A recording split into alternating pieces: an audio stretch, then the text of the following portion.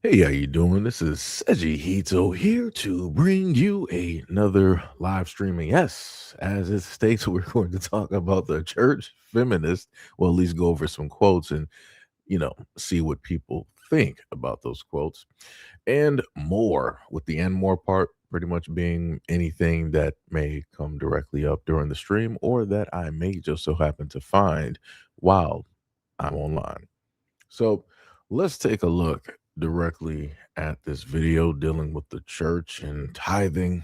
One of the main things that I've gone over quite a few times, especially when it deals with the black church. And we're going to see what these pastors have to say. Got paid. My tithe is what? 100. So, man, I got to pay my daycare. They're going to kick my kid out. Here we go. All right. Also, I need to pay my phone bill because T-Mobile about to cut me off. Grocery. What's up, Bushido? My kid's hungry. Oh, the Lord. What is up, Hack? Here's the Lord. Here's your $100, Lord. Thank you. And then here's my mortgage payment. Now, you say, well, Pastor, that's good. That's not good. Now, see, here's the difference. I'm helping somebody right now because if you just switch the order, you will see some increase come. Most people do what I just did. Watch this. They gave a tenth to the Lord, but they didn't do it first. We gave him a tenth, but this is how you can give a tenth and not give it first. But the scripture says the first one is what? So I done gave my money to somebody, holy money. I done gave it to the phone bill people, and you only give the tenth first to somebody who can bless you. So let me give me my money back. Give me that.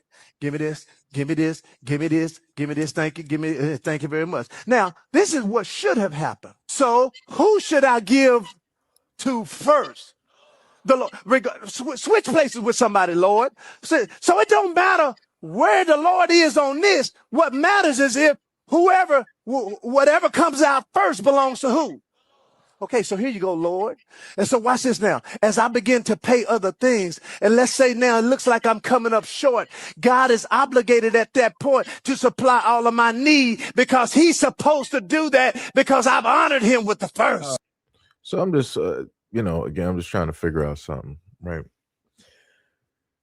So what he's basically trying to say is that the order in which you give is the most important, right? You don't put God in the middle or last, you put him first, right? Cool, right? But then you're like, if you're gonna basically, if you got to pay money to anybody, you pay God first. Somebody correct me if I'm wrong, but I'm just trying to figure out at what point in time did God actually use man-made money? Like, when was the last time that anybody seen like God just pull up to like the corner liquor store and he trying to use five to get a scratch off in a pack of Newports? I'm just trying to understand um when it was that God saw any value in man-made money. Because if we're trying to, say that it is important to give directly to God, right? Wouldn't you use the money or the wealth that God has given upon the earth, meaning gold, silver, palladium, platinum, copper? That's supposed to be money that God created. But again, even with that, God created the universe, so what would he need with any type of wealth when he can just create it? Right? Didn't they sit up there and say that God is wealthier beyond any of our imaginations? So I'm a little bit confused on what the tithing is going to specifically do when it deals with God. Because I've never seen God use any physical money at all. I've never seen him use gold, silver, platinum, copper. I've never seen the bartering system being used. And especially, why would God again use man-made money? On man-made money, it says, "In God we trust." If God knows who God is, why would he need to take man-made money that tells him, "In God we trust"? That doesn't even make any sense. But yet you got black folks that continues to give money over to these pastors, not God. They're giving money over to these pastors. And then the pastors on stage talking about the money that's being given to a lot of these entities that are owed money. They're being, you're giving this holy money. There's nothing holy about man-made money. I'm just a little bit confused. There is nothing holy about man-made money. I could have sworn that people said that money is the root of all evil. Correct me if I'm wrong. And again, this is man-made money. And on top of that, this money is not even backed by gold or silver, which is wealth that was created directly by God. A little bit, just a little bit confused on this. And as I look at the crowd, the only people that I see that look like they are dressed pretty nice are the people that are part of the church. Everybody else that is in the crowd looks ordinary. They look like they barely making it. They look like they got to go from paycheck to paycheck and then try to find a way. But then within that, the pastor's like, "Yo, I still need you to sit up there and cut me some of that check real quick. You need to still give directly to the church because the church needs this money." That's wild. That's 100% wild. Oh, but it's going to get worse. Also, shout out to Mahoko. Shout out to Pink, DSB. What is up? What is up? Shout out to Sham. Who else we got directly in here at the moment?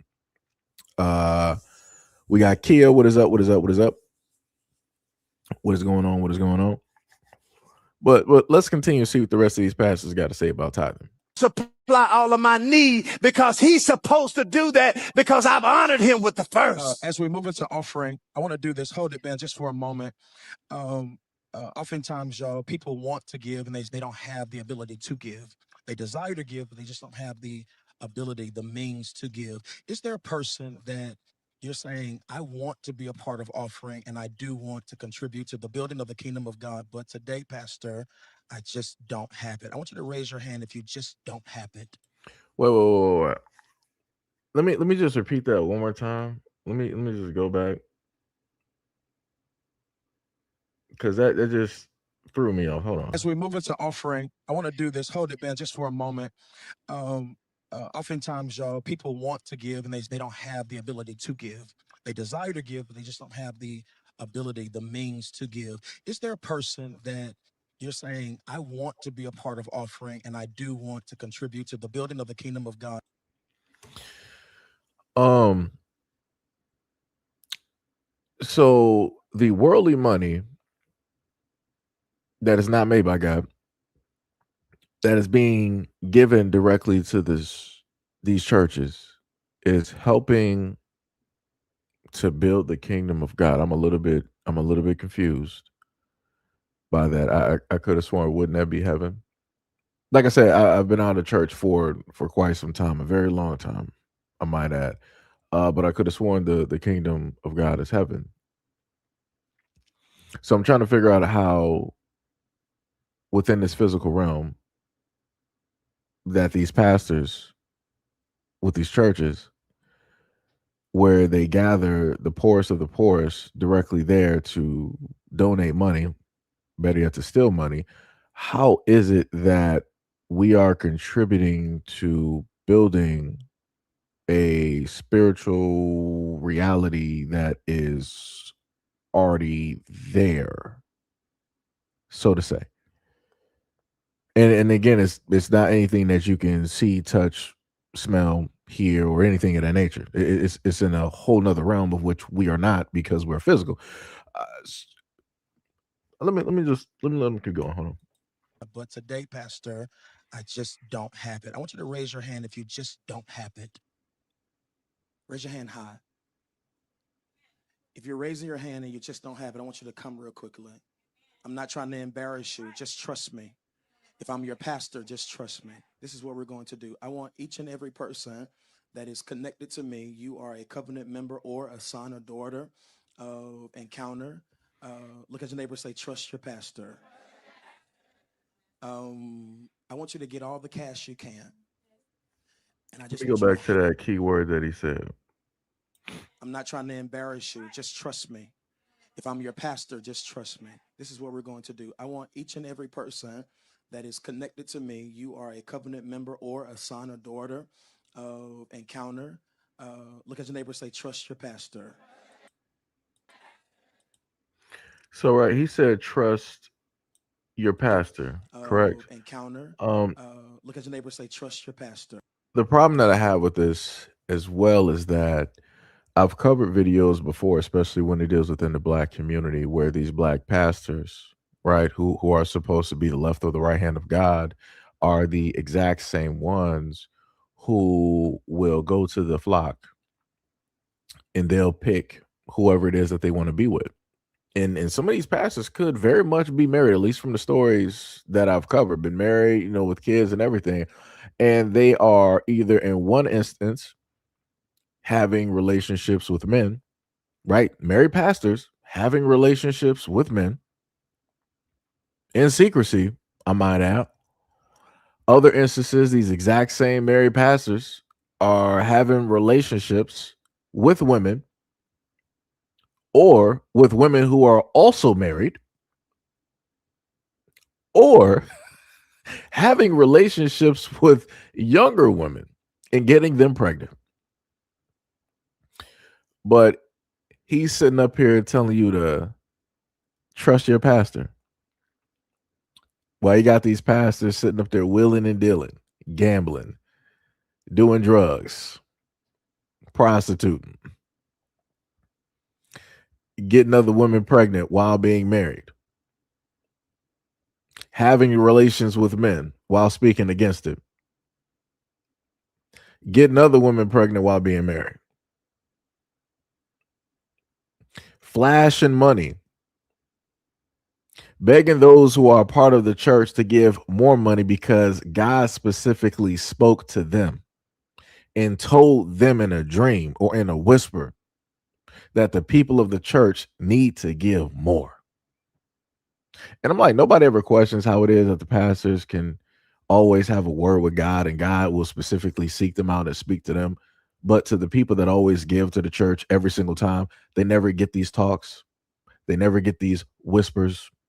God is seemingly never with them at those moments and times. It's quite amazing how that happens. Like the one that makes the most money is the one that has the lifeline that can just pick up the red phone and just start, talking to God. It's crazy how that works. And everybody else is paying money to hopefully hear from God. And they still never hear. That's wild though. Let's keep going. I want you to get all the cash you can. And I just want you to hand it to someone that's standing at this altar. Come on, do it right now. Just go forward. Just a minister, could you go to my office? There's a wad of cash on the. You'll see it. I can't tell you what to do with what God just gave you, but I do know you came because you wanted to be a blessing to the house of God. Now, everyone in this room, we can tithe and we can sow today. Give God praise. God bless you. Thank you, guys. Thank you. Father, we thank you. We love you. We honor you for the ability to sow and give. Hold on. Now, that ain't what I wanted you to do. Hold on. I want you to think about it for a moment. Are you sure you want to give all of that? All right, y'all, come on back. Chanel, come here. Come back. If you gave cash there, if you gave all of it, come back. 1, 2, 3, 4. Chanel, go and write 4 $200 checks. 5 $200 checks. 6. Y'all do me a favor. Y'all go out real quickly into the lobby. Go into the lobby. Do y'all have Zelle, Cashapp? I need 100 people to go out there and sow another seed into their Cashapp or their Zelle. Why y'all staring?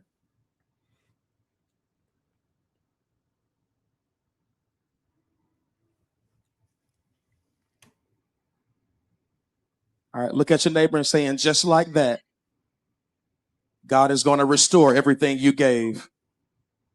Black church raised. It's crazy. So people already gave money, and then you requested people to give more money. The thing that I find very cute when it deals with these churches is that, especially when it's filmed, they'll have this thing where they'll decide to have one person come directly up. And again, I believe everything is an act anyway. They'll have one person come up, person to magically not know nothing or act very ignorant or whatnot or whatever, first time or however it is that you want to, take it. And then the person will proceed to give money. And then the pastor will then use that person as an example of how it is that God basically works.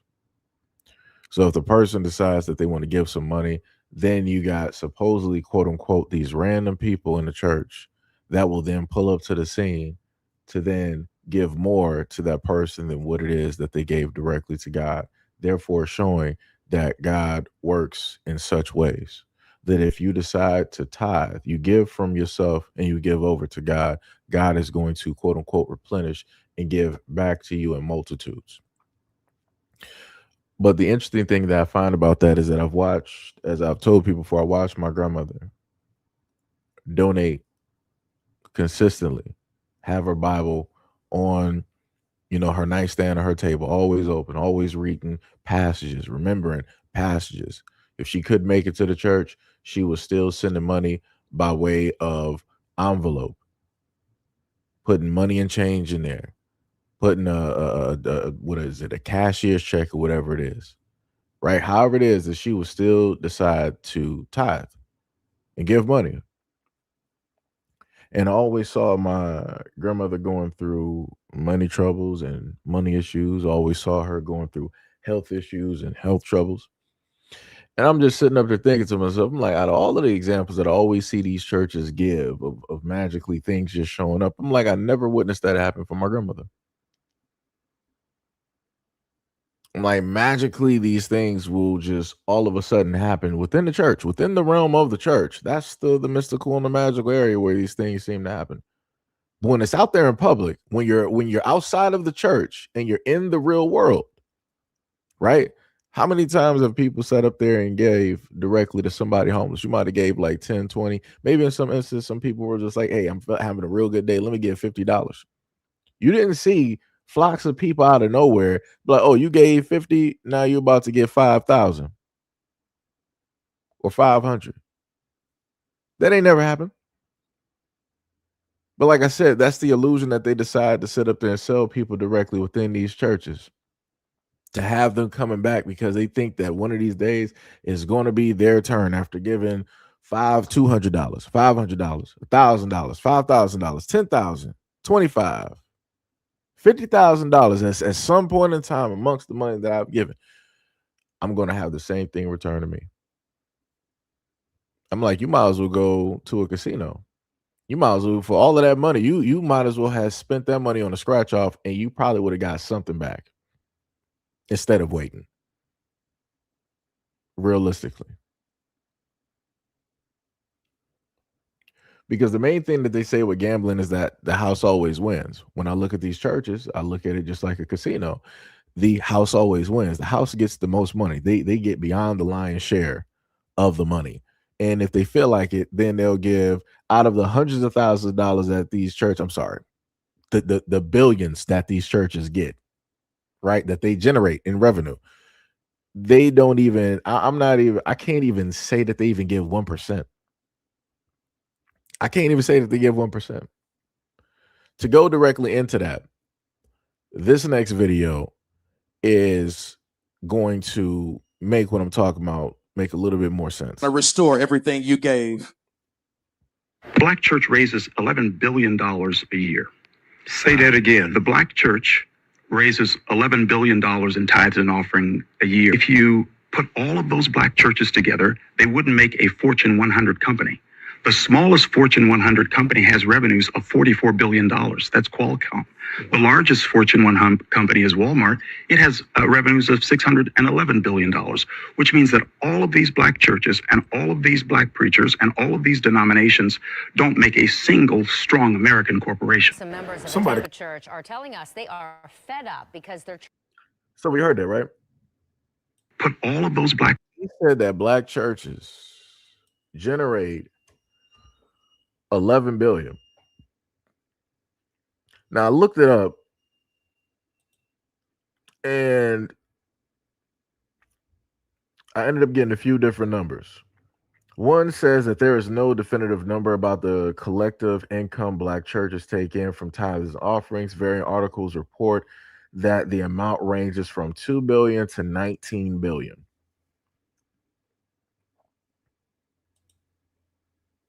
That's crazy. So then, right, let me just put these well, I can't put those up for you at the moment because I got too many images filled. Right. So underneath, when you look at it says, what is the average salary of a mega church pastor? Right. A mega church is, I guess they consider it over 1,000 members. They said, according to Reach Right, a senior pastor in a mega church filled with 1,000 members or more can make an average of about $162,761. Pastors serving in megachurches tend to receive the best salaries and church leader compensation. Wow. Who is the wealthiest pastor in the United States? Copeland has amassed significant wealth during his career and has referred to himself as a very wealthy man. The Houston Chronicles referred to him as the wealthiest pastor in America, allegedly having a net worth of 750 million in 2021. And as of 2024, Copeland's net worth may be estimated to be about 300 million. So I don't know what happened between that that pandemic to now. That's wild. You were at supposedly at 750 million net worth, and then that was a severe drop. That was a nice little cliff right there. But like I said before, all of the money that these pastors you bring it in about anywhere from 2 to close to 20 billion. And the thing that I ask directly to the black community, I'm like, where's all of this money at? All of the money that we've given throughout our lifetime and years, right? Where has that money been going when it deals with the black community? Where can we show for that in the black community? Where are these churches to buy up the blocks? $11 billion?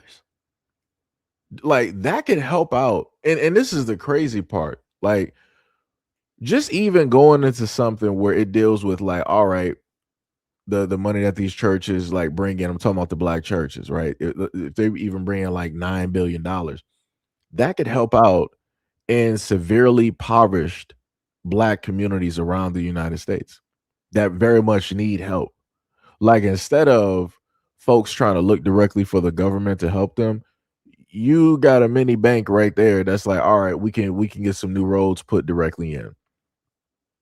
Right? We can get some sidewalks put directly up. We may be able to do some construction or some renovation directly on the school or some dilapidated housing in the black community, and we can redo that real quick, revitalize it, you know, and we can make it livable for folks and make it affordable. This is why I have so many questions when it deals with a lot of these churches and these pastors. And over the years, asking a lot of these questions, you have folks out there that want to get offended because they're heavy directly into the church, right? So they want to be highly protective, directly over it because that's their thing. And that's pretty much all they have. Because a lot of folks in the church are taught not to question. Like it's crazy how, a lot of these things work, but you can't, there's no way that you can excuse the amount of money that these pastors are able to make, the salaries that they have. Like I said, their kids are able to go to the best colleges, the best schools, able to take trips, lavish parties, get all of these things, right? Get all of these worldly items, and you're sacrificing every single day to give to these churches.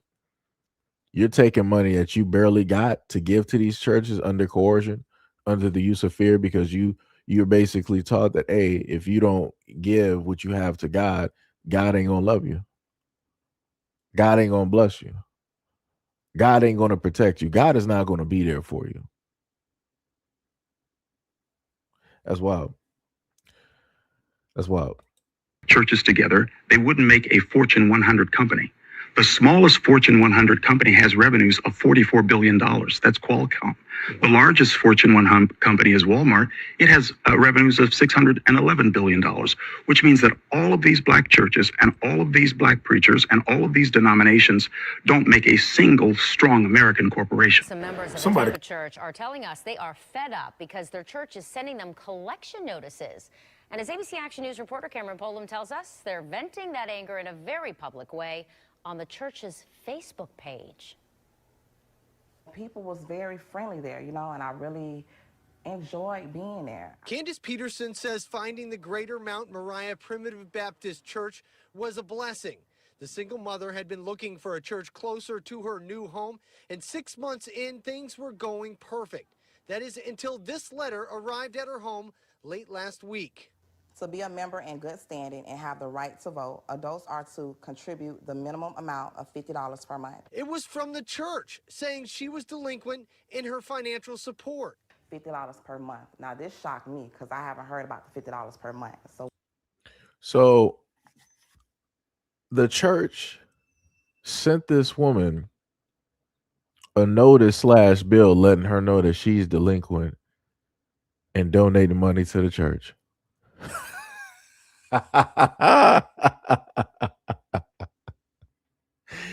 Yo, this is y'all. Yo, folks, people really allow this. People really allow it. This is why I be laughing at churches. This is why I be laughing at folks out here, because I'm like, yo, this is crazy. How can a church sit up there and send, even to have the gall to be like, oh, we noticed that sister so and so ain't been donating to us in a few months. We're gonna send you a bill for that. We need $200 because it's been a minute since you actually walked through the doors, and it's been a minute since you actually tithe. So I'm like, so magically you know everybody's name in that church when it deals with getting money from them, but when it deals with blessing people, you don't know nothing. You Stevie Wonder. All of the money is just for God and only for God. That's crazy. That is a thought, and people actually. And I'm just trying to figure. I wonder if this church even still has people. I wonder if this church is still open. If it's in the black community, I believe that it is still open. I've never really heard a church is just like ultimately like closing down. Like something drastic has to happen in order for that to happen. Usually those churches will stay there because you got family on family on family on family that will, take their families and then their kids, and then their kids will grow up, and then their kids will have kids, and then they'll take their families, and and it's a whole giant circle. So the church really ain't gonna be losing out on folks, technically. But that's wild. But let's keep going though. Where did you get this from? Then Mount Moriah Day is on there, $150. The letter also says Peterson would be responsible for a church anniversary fee of $250. Anniversary fee? $1,000 in required donations per year. Peterson says she was told the fees help pay off church debt. What church charged you to, help pay off what they're going through? I'm not there. What church debt? Many seem to be agreeing with Peterson, taking to the church's Facebook page to voice their concerns. A church administrator acknowledged the letter came from them. They also told us the pastor was unavailable. We still left several messages and have not heard back. In the meantime, Peterson is searching for a new church. It's like you put me like, oh, if you want to be a member of this church, you need to pay this. Or if you want to find God. Yeah, if you want to find God. That don't say anything about that in the Bible. And again, that was our Cameron Polam reporting. Peterson, meanwhile, says she has no plans to reach out to the church, and the pastor still has not responded to our calls. And they understand the cost. And this is a classic one. I gotta replay this every single time. I mean, I do got the longer version of this, but I ain't feel like going through and trying to find that real quick. So we're going to do with the shorter version directly of this, right? Shout out to Dre for the $2 dono. You said don't ask no questions, just give money. That is facts. 100%. Bars. So let's go to the classic video. That is involved. There's 1,000 of you. I said close the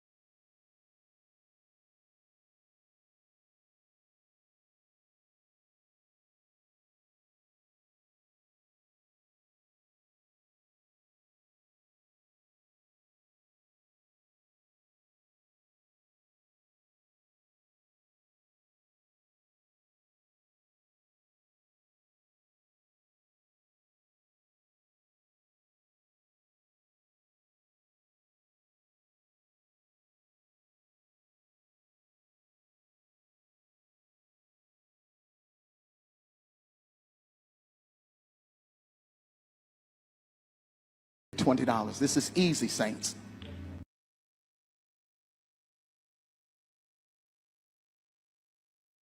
That's wild. Heard the man said close them doors.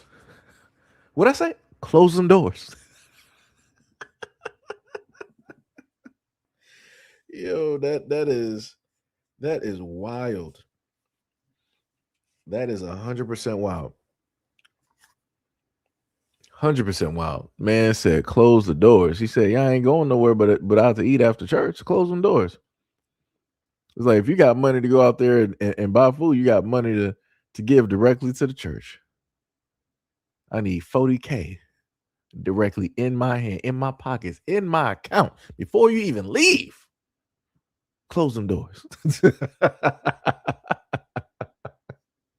You would have thought this was a stick up. You would have thought it was a full-fledged robbery. That's diabolical.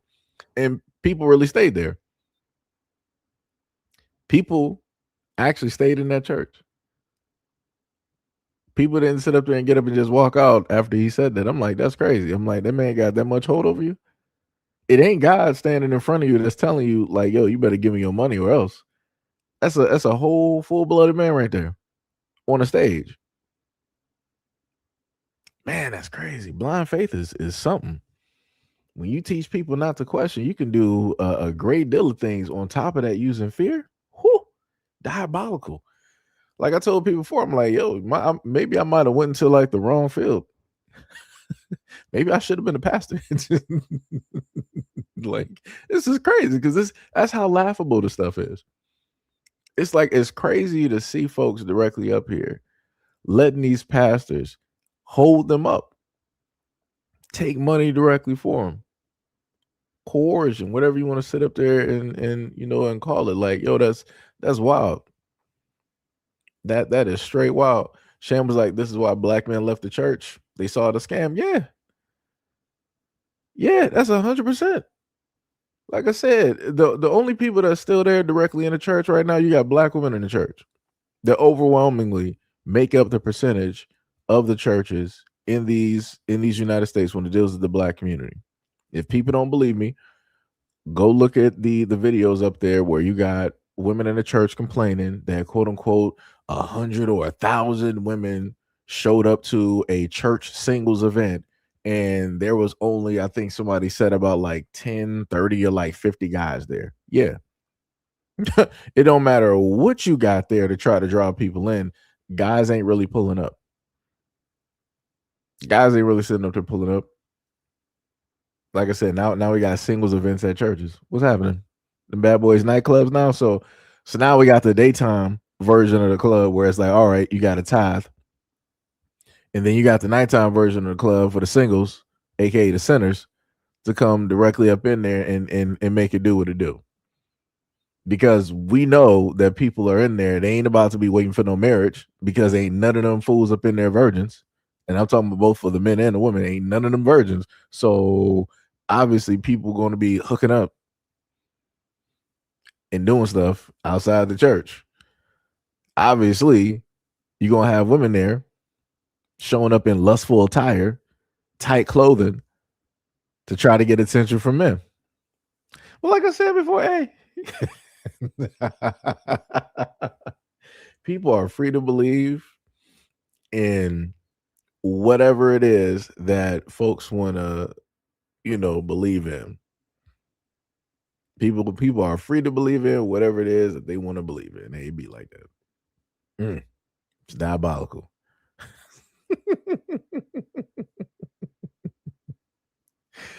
Oh boy. Like I said, black folks getting robbed everywhere. Lord have mercy, getting robbed by the government, getting robbed by taxes, getting robbed by your jobs, getting robbed by your pastors. Like, it ain't a place where you're not getting robbed. It is not a place out here. It's like you just got to make a decision. Like, all right, instead of me getting held up, let me just give over this money right now. I seen too many black people complain about, the government is taking too many taxes, too much money away from me. But I ain't never seen black folks really complain about the amount of exorbitant money that the churches are either taking or requesting directly from black folks that really don't got nothing to give. It's crazy how that works. So it's like on one end, hey, you're going to complain about the government, but on the other end, when it deals with the church, because it's a part of your belief or religion, you don't really got nothing to say. You ain't really going to sit up there and call it out. That's wild. That's crazy. And like I said, the black community has an abundance of churches and an abundance of liquor stores. But yet in black communities, we got failing jobs. We got lack of jobs, right? We got a lack of affordable housing. We got, schools that are that need heavy repairs, up-to-date textbooks,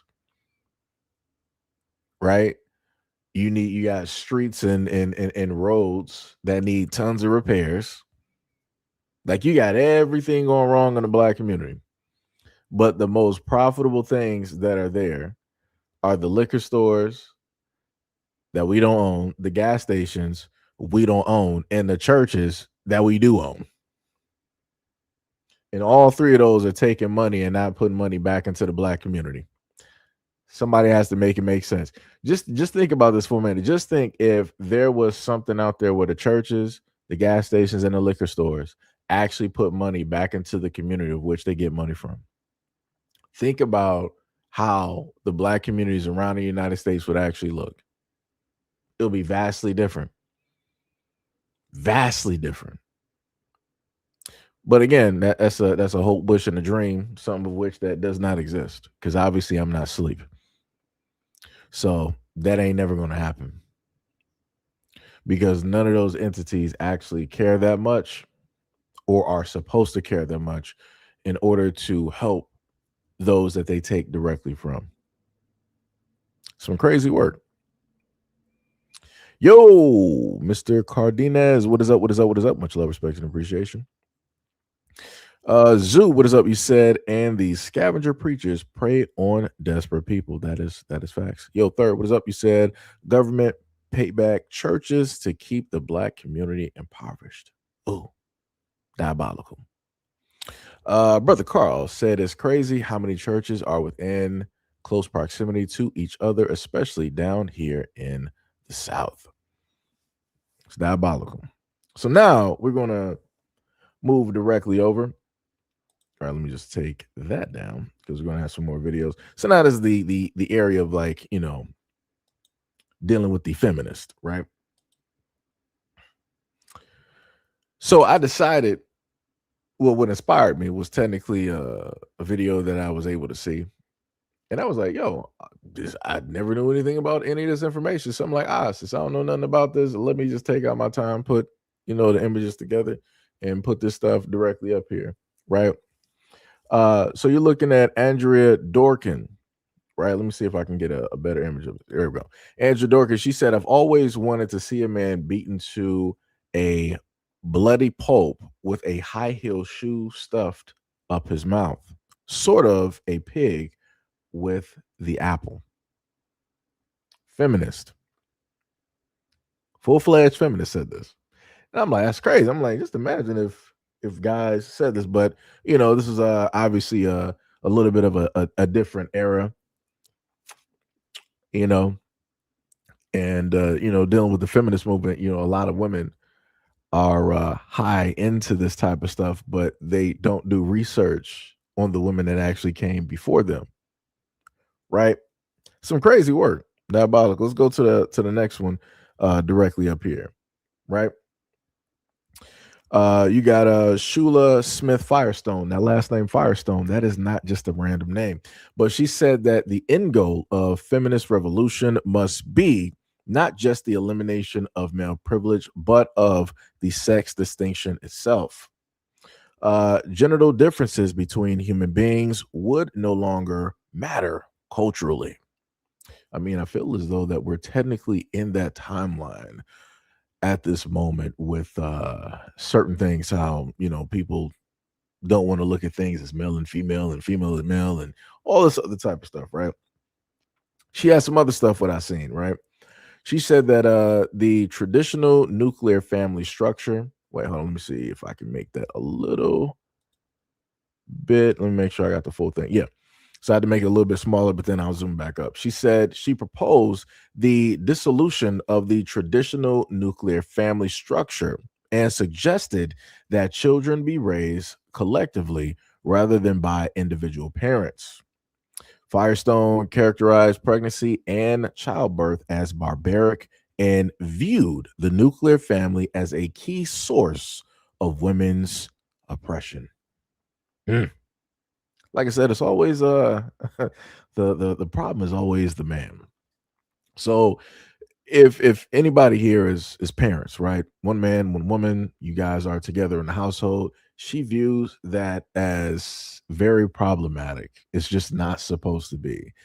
Kids should just be raised as a collective. But my thing is, if you're raising kids as a collective, and we know that everybody has different parenting tactics, different teachings, different beliefs, how is that actually going to work if people, so to say, have different curriculum to teach kids? That's not going to work.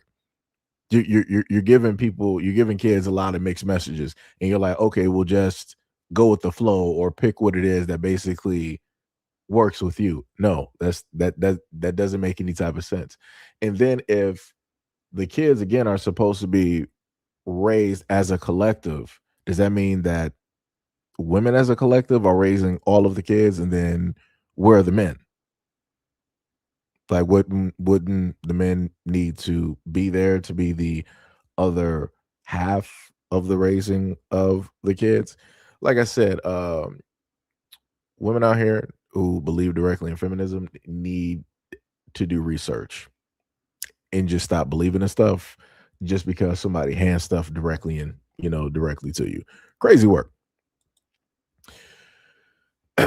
um I'm not gonna say nothing, but another person, this individual said that the nuclear family must be destroyed and people must find better ways of living together, whatever its ultimate meaning. The breakup of families now is an objectively revolutionary process. Linda Gordon. Huh. And I want to know, and the reason I have to bring this up, and I'm also going to state this as well too. One of the women whose quotes that I went over earlier, she stated that one of the inspirations um, that she took for her ideologies and having pride and all this stuff was directly from Black people. So somehow, some way, you got white women out here who are part of the feminist movement early on. They looked at what Black people were doing politically and how it is that they had racial pride and everything of the sort. And they took that and then they stripped away anything, of course, that had to do with Black people. And then they inserted their own ideologies into that format and then started pushing some other type of narrative.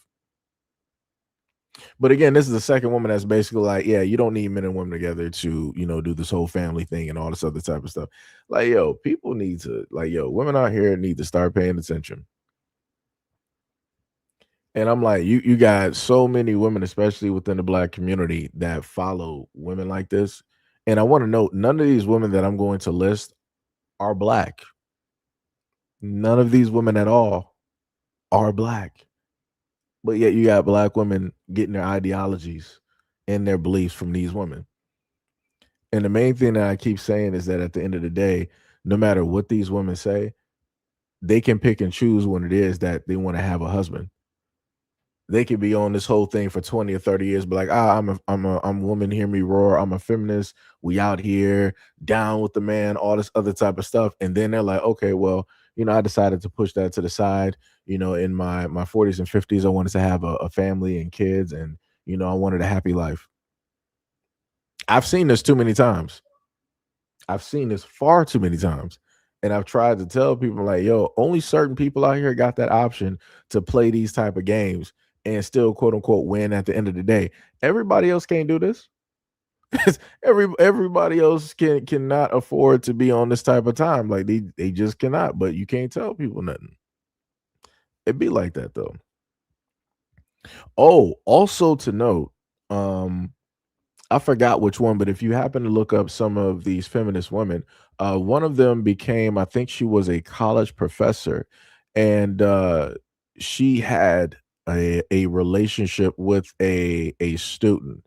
I want to say during the time, I think they stated that the student was 17, but the college professor, again, this is a woman having a inappropriate relationship with a student, a minor.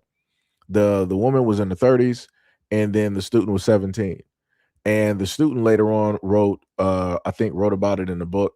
And it was also stated throughout the years, periodically, about 3 times that student was in a sense groomed. And then they were, I guess, made or had a relationship with somebody else who was also older as well, too. So another thing that's not talked about is how, folks out here that got these ideologies, um, you know, they are the exact same villains that they say that men are, but yet they disguise it as like, oh, we just love one another, we really care, the way that we look at each other is different, it's not predatory and all this other. Like I said, it's crazy that the ideology is directly out here. So we got this other woman here. It says that she stated that the proportion of men must be reduced to and maintained at approximately 10% of the human race. I'm sorry, that wasn't Sharon Stone that said that, it was a different woman. Because when I was doing my editing, the name was still directly there. But Sharon Stone didn't say that. Sharon Stone is actually coming up next. But again, you got this woman directly up there that basically stated that the male population should be at a certain portion, and pretty much women should basically rule over the male population, and basically tell them what it is that they can and cannot do sexually. Now you got Sharon Stone, right? So Sharon Stone said that the more famous and powerful I get, the more power I have to hurt men. And I'm like, that's crazy. So I'm like, that's the only reason that you're working to get money and you're in this field of acting. You're like, all right, this is my come up, and the moment of time I get money, I'm going to really start sticking it to men. I'm going to really start coming at men. I'm like, that doesn't make any type of sense at all. I'm like, you're trying to make money for the wrong reasons. So I'm like, if men didn't exist, then you wouldn't have a reason to try to quote unquote become more powerful and obtain this money. But didn't people say that the whole thing was to decenter men? For a lot of these women out here is to like decenter men. How can you decenter something when you're still focused on it? That doesn't make any type of sense. Like that is wild. That is wild. It's funny, how people want to say that you got actors out here playing dual, roles, playing, extra roles in real life. When I look at Sharon Stone here, she reminds me of Michael Douglas. She reminds me of Michael Douglas. Just saying.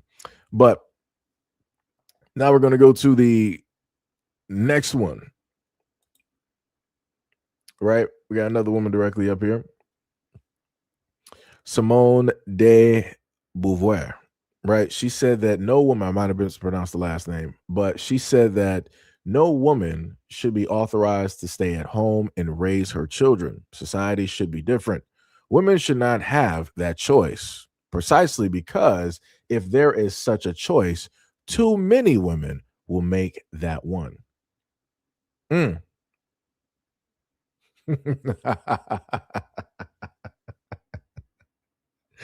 So it's funny how I hear, a lot of women out there say that, oh, men are always, trying to control women and what women do and all this. You got a woman here that basically say you shouldn't have no choice. Like, no, no, no. I'm not going to allow you to have the choice of being a stay-at-home mom.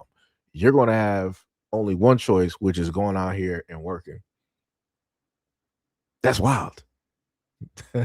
So let's see. On one end, you got people out here that's like, nah, women should have the right to be, stay-at-home moms or whatnot or whatever. And then you got these other folks out here that's like, nah, nah, nah, nah, nah, nah, nah. You're not taking the easy route. You're about to go out here and be working. You're going to do the same thing that men out here doing. You're going to be stressing yourself out about bills. You're going to be going out here struggling. You're going to be going out here trying to rough it.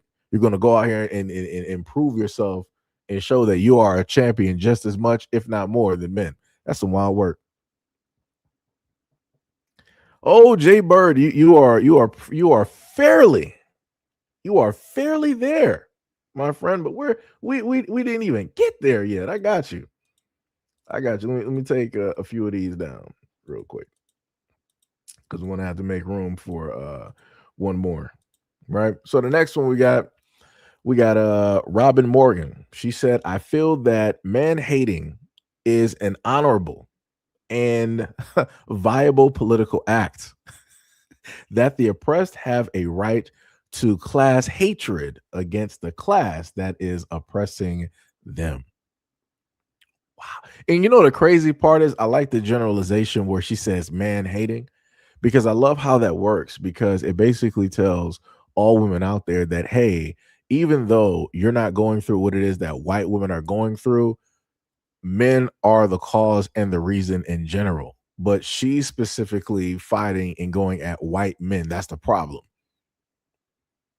This is again how a lot of these folks like this got black women into this whole belief system, because they're like, yeah, all of these men, they're just holding us down. They're really oppressing us. Like, yeah, you're black men in your community. Yeah, they're really oppressing you. And I'm like, so in the 70s, I'm like, how in the world, 70s, 60s, 40s, I'm like, how in existence have black men oppressed black women and just held them down? Like, we know how the system works and how that's able to hold down black people, but I'm like, what system is there in place, or what teachings are there where it's like, yeah, black men, as soon as you get to like 20 years of age, you get these black women and you hold them down. You don't let them breathe. You just stay directly on. Like, what? But like I said, if you listen to other folks directly out here, they'll be like, yeah, that's how all these black men out here act. When it deals with black women, they always hold us back. They always hold us down. And I'm like, how? I'm like, black women are the most educated, right? Got the most degrees.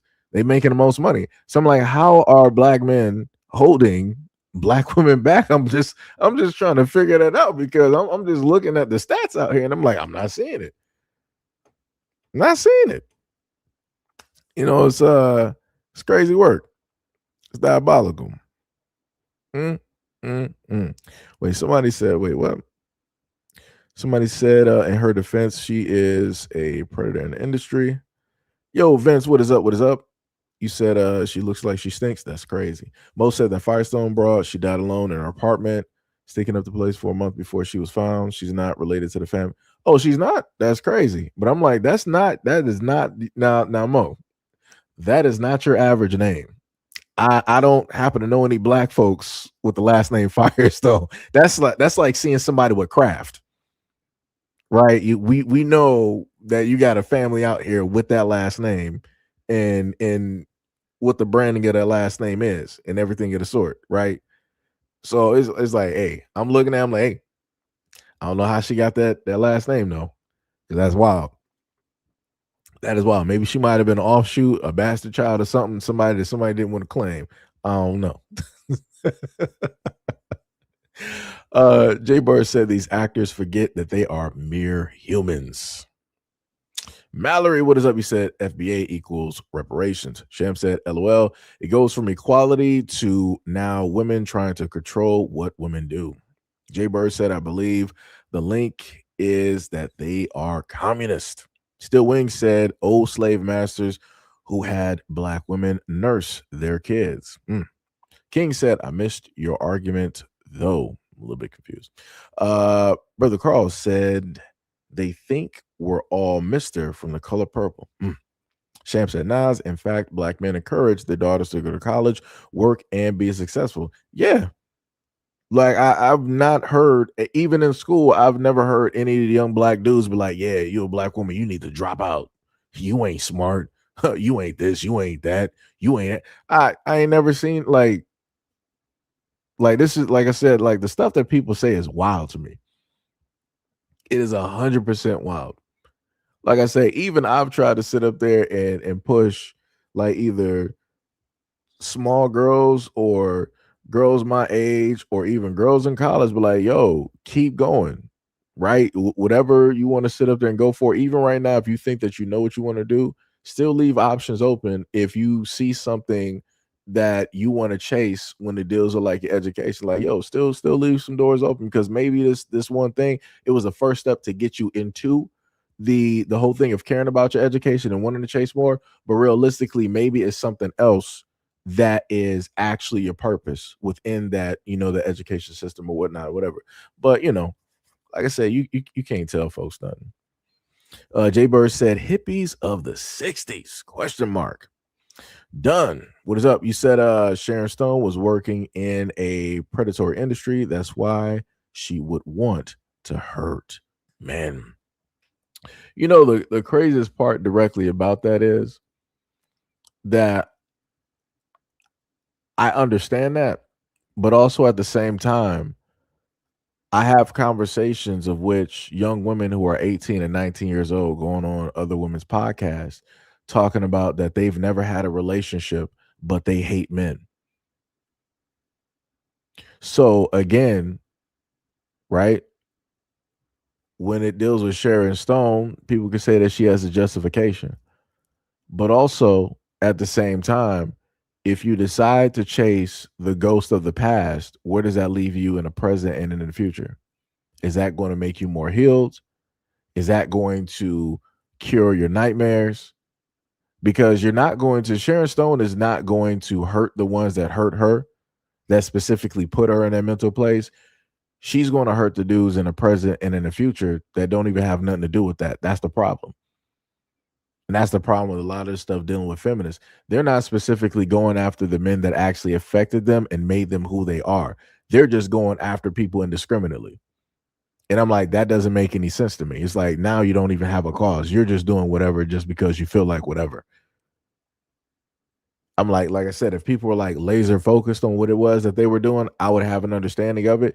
But none of these folks out here are laser focused. Like this woman in front, she said, I feel that man hating is an honorable and viable political act.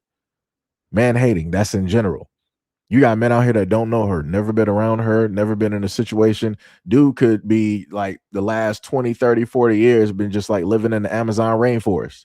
But because he's a man, he's a part of whatever situation that she's talking about, and she's automatically going to hate him just because.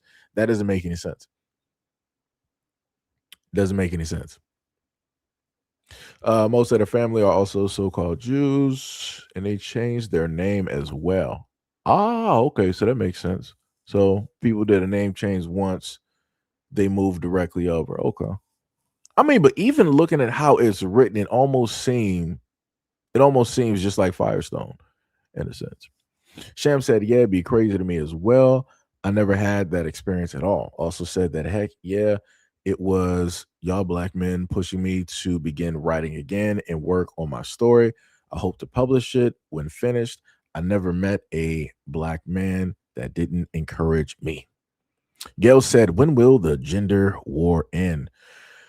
Well, Gail, I don't know what to tell you. I don't, I don't know what to tell you. I like, going over stuff and informing people of, where stuff directly came from. Because, like I said before, none of the women that I'm going to show off or list or individuals, none of them are black women. So, again, black women had to get this ideology from somebody.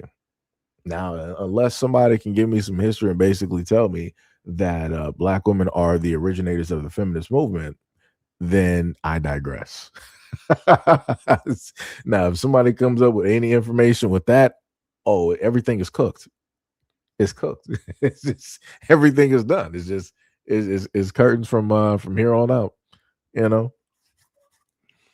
So the next person that we got is this woman here, right?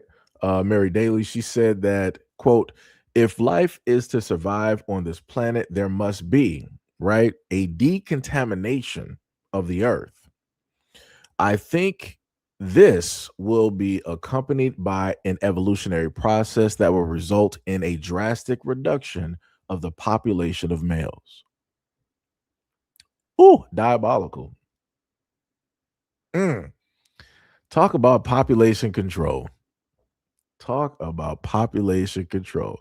Now, this is the second woman that I've gone directly over where she's talked about men are detrimental and pretty much men technically shouldn't exist.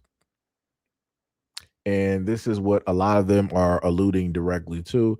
And again, within the feminist movement, you have a lot of those women that fully believe that the planet will be better if men just did not exist. And the funniest thing is that I got videos, well, a little bit still on the topic, but technically getting away from the topic. There's a video that I went directly, not over, but a video that I saw, and a young woman was speaking on the fact of that she thought that working at a job with nothing but women would basically be easy. It would be, just like cherries and sun drops or whatever it is. And that's not what it was.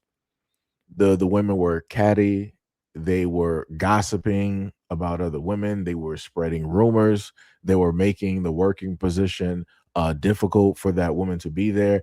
On top of the fact that if you're a woman and you're not quote unquote a girl's girl, like you want to go out there and you want to talk or chat and you want to share information, women are going to look at you as an odd man out, and they're going to treat you just like that because women are very cliquish. So if this whole planet had to be nothing but women, yeah, good luck with that. Good luck with that one. Because a lot of women don't even like to be around other women. Case in point, look at women within their families and how well, quote unquote, they get along. Mother and daughter relationships, mother and grandmother, the niece and the aunts. It don't matter which way you want to sit up there and point this towards, there are problems. There's types of jealousy and envy directly there. And also, not to mention the fact that violence does occur. I got tons of videos on hard drives of women deciding that they just want to sit up there and fight other women. And it has nothing to do with men.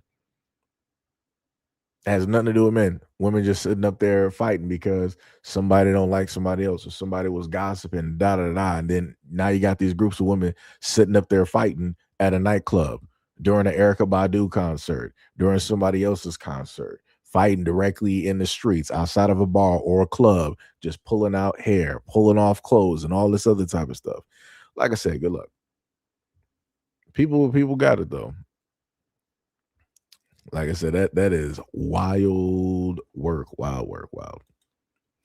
So next we got this woman here, right? Valerie Solanas. She said to call a man an animal is to flatter him. He's a machine, a walking dildo. It's often said that men use women. Use them for what? Surely not pleasure. Mm. Mm.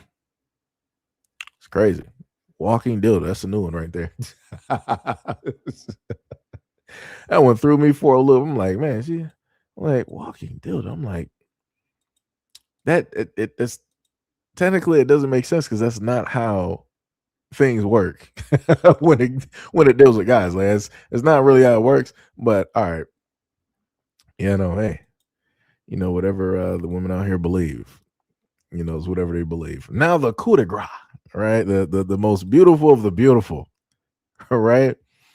So we got Friedrich Engels, co-author of the Communist Manifesto. He said that the first condition for the liberation of the wife is the reintroduction of the entire family sex into public industry.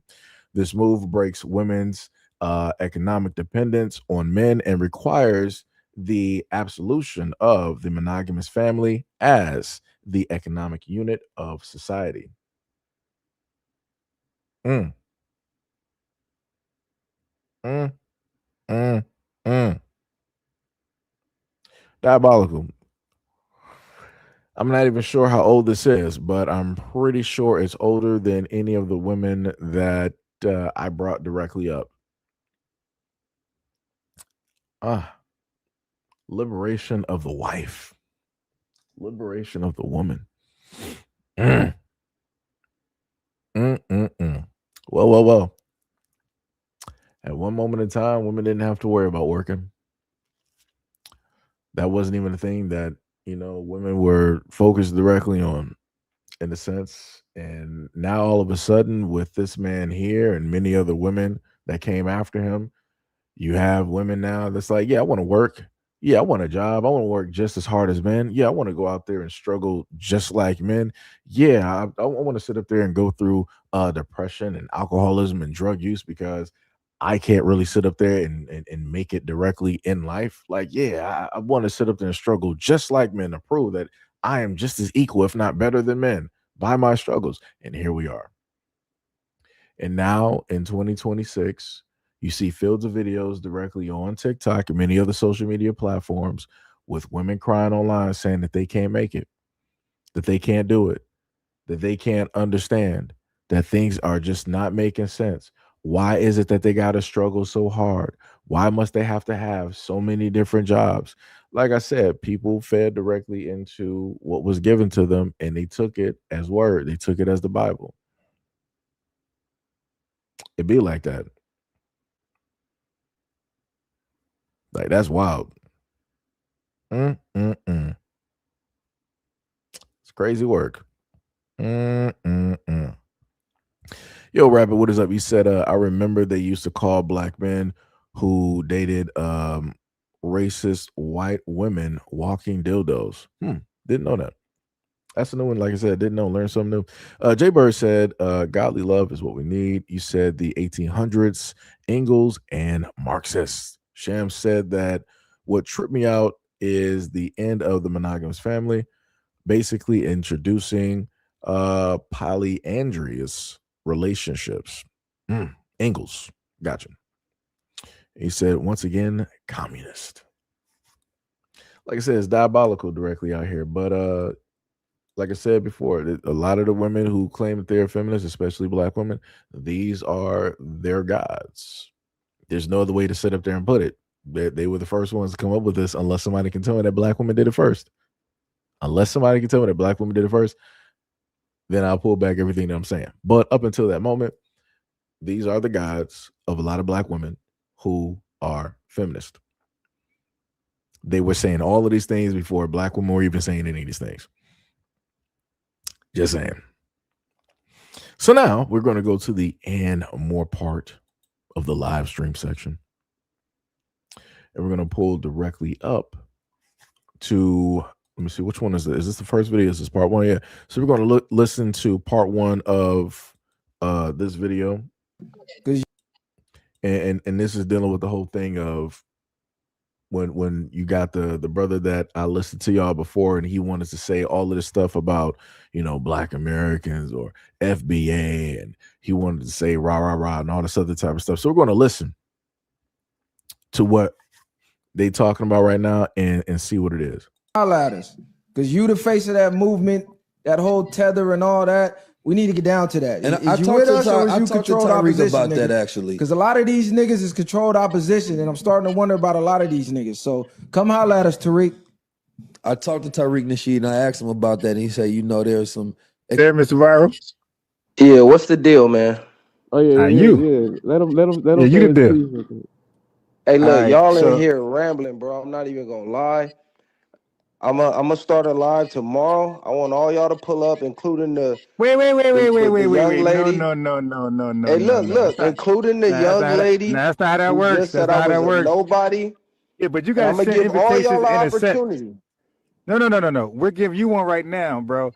See, I already knew a guy like you send invitations, you don't accept them. You're here now. Let's talk.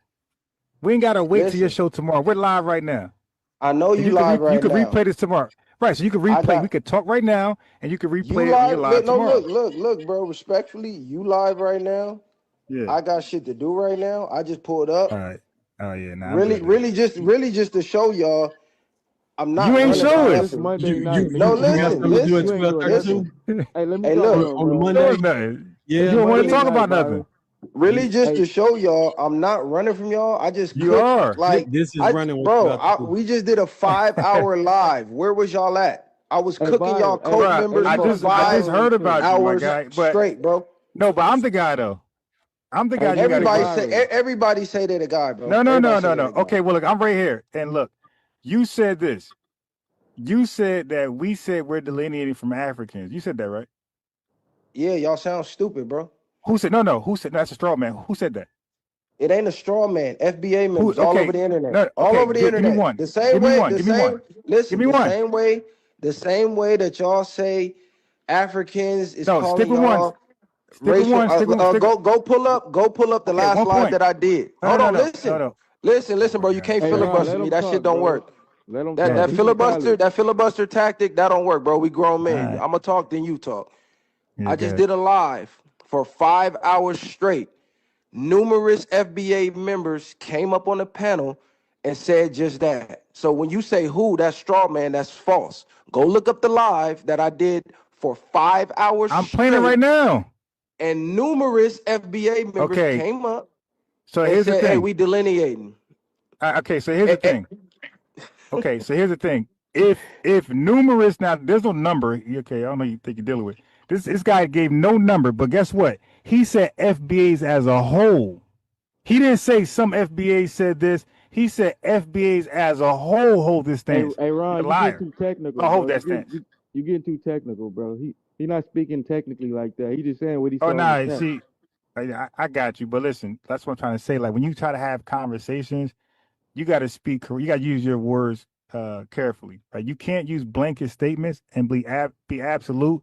Did somebody call you on it? Now you want to backtrack and say, "Oh, some people said it." Then say Listen, my some guy, people we have said it. conversations every day. Been doing it for years. I don't need no instructions on how to have a conversation. Yeah, or That's number one. it's, but Number you can't two, make a blanket no, statement. look. That's retarded. Number two, when you have a conversation, you got to be honest about the topic.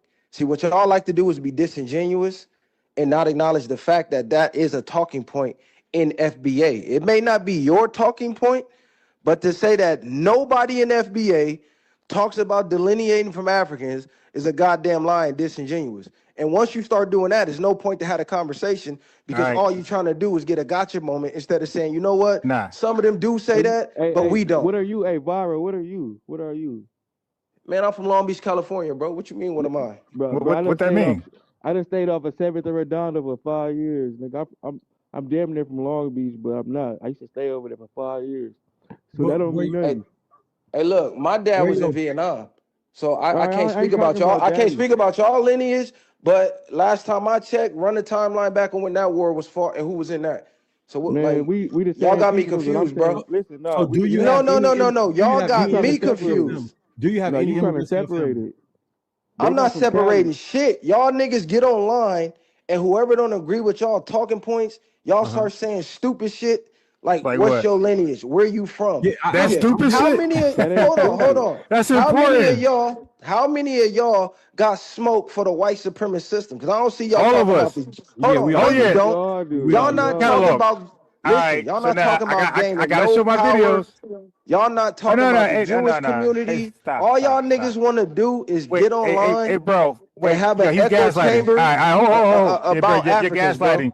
We That's don't talk clown shit about to me. no. Okay, watch this. He's gaslighting. We don't talk about no community. We call, unlike you, we call individuals out for actions. We don't call out a whole community for 3, 4, 5 people like you just did earlier with the Let FBA me talk. ask you a That question. rhetoric. No, Let me hold on, ask wait. you a It's my question. turn. It's my turn now. It's my turn now because I got questions I for know, you. but I'm the guest. I want to get some clarity here. Yeah, Hey, well, ask yeah. What Hold is on, hold on, you? hold Callie, on. bro. What Ask the is Callie nigga. y'all?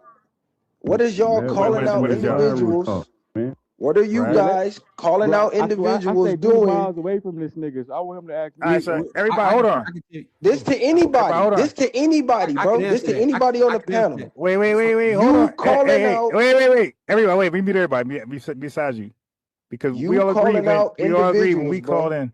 Right. What about it? What is that doing for the betterment of the black community? How is that gaining Right. any power? How is that gaining any Right. financial power? How is that Got gaining you. any power in the infrastructure system? How is that gaining anything for black people other than y'all have an echo chamber, y'all screaming on the internet, and when you log off, nothing changes? Okay. So now I'm gonna answer your question. I've got a question for you. Is that okay? Yeah, go ahead. Okay. Well, first of all, calling out people we never said that gave power to the economy, that gave power in the financial market. We never said that. Calling out people is a natural thing you do who disrespect you, right? So when people call you out, when people disrespect you, you usually call them. That's a human, civilized thing to do. Is call out the people who disrespect you. So this is the one thing I want to sit up there and say, dealing with the situation. The funniest thing about this is that they always want to pull up to the scene and say that, oh, but I never, you always want to talk about how y'all, getting away from Africans or this delineation, but I don't never see y'all talking about the white man. Yes, we do. Like, what are you smoking rocks? Like, do you even look at content? Like, what content are you even specifically looking at? You have tons of black content creators out here that call out white supremacy, that call out the white community, that call out the government, that call out the police, that call out everything revolving with and dealing with white folks that negatively impacts black people in the black community. Like, I'm getting tired of like folks sitting up there saying, I'm like, do as long as people have been online, I'm like, do you actually look at videos? Do you even look at the content, or are you just specifically cherry picking things so that you can magically try to prove a point? Because I'm like, this whole thing is stupid. This whole thing is stupid. It's like, well, if you're gonna call this out, then you should be calling out this. But we already called that out. So within your logic, if we call out white folks, then we have the right to call out other people as well, right? Because we're doing the exact same consistent thing. Like I said, it's crazy work. But anyways, let's my bad. Let's continue. Now, the Jewish people got something called never again, meaning that they'll never allow certain rhetoric to ever end up in a Holocaust. Okay, well, certain rhetoric that we allow at a certain point have snowballed to some violence towards us too. So we have a never again mentality as well. We're not going to allow no. Wait, no. I'm answering. No, I'm answering. I'm gonna close it right now. And I got a question for you. So ain't no difference. I'm saying that we're not going to allow. It is a difference, though. Okay, no, we're not going to allow. Well, you going to speak for the Jewish community? I mean, what the hell, Yes, I am. Yes, okay. I am going to speak for the Jewish community. Wait. I'm going to tell you what the difference is. Wait. No, but speak for yourself. Though. Got a question for you. So we're know, calling out. Let me rebuttal to what you just said, because rebuttal. You asked me a question. You use the Jewish as so the bottom line. So the bottom line is that and we're I not taking. do too, right? I do too, right? But this is the difference. So the bottom line is that has power. The Jewish hold on. See, this is what y'all do. Y'all don't like to let niggas land.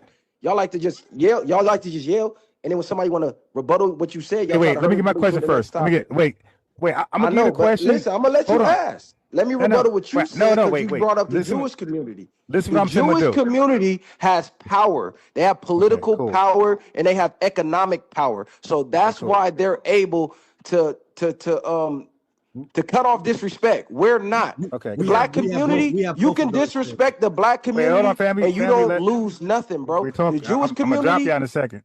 They can push a red button and it's over for you. Your water's cut off. So that's why everybody's respectful. Niggas, all niggas do is yell, and that's it, See, bro. no. My question now.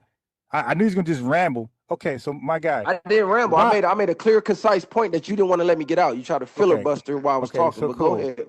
So why do you call Africans and also call them black? What's the relevance to your to your question, bro? Because I don't just speak on why do you irrelevant questions. Y'all said okay. Y'all said y'all had an issue with what I said. My guy. Point out. I'm addressing it. I'm addressing No, your issue right now. Point out what the issue is and tell me where I was wrong at. Okay, well, I just told you were wrong by making a blanket statement saying that foundationally Black Americans say we're delineating against Africans solely. No, we're delineating. Period. That was the official announcement. The announcement was from Tariq Nasheed, who said we are delineating. Yvette Carnell said we're disaggregating. They Hold on, never say that said again. from. Hold on, say that again. Okay, You said yeah, from Tariq Nasheed, your leader. yeah. Exactly. Why No, you no. quoting Tariq Okay, Nasheed? If you don't all have right. a leader, I gotta mute you, my guy. I just quoted Yvette Carnell. I could quote Frederick Douglass. I could quote Dr. King. I could quote my damn grandmother. What are you talking about? I had to mute you because you're talking. You're babbling now. I asked you a question. You said I could ask you a question. You didn't even answer it. Okay, so I don't know what that's about.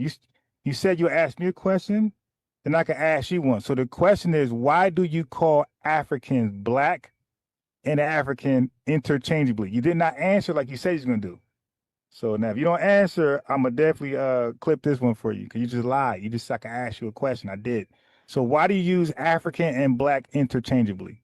Those are not interchangeable words. So why do you do it? Unmute yourself and go ahead. Answer that question.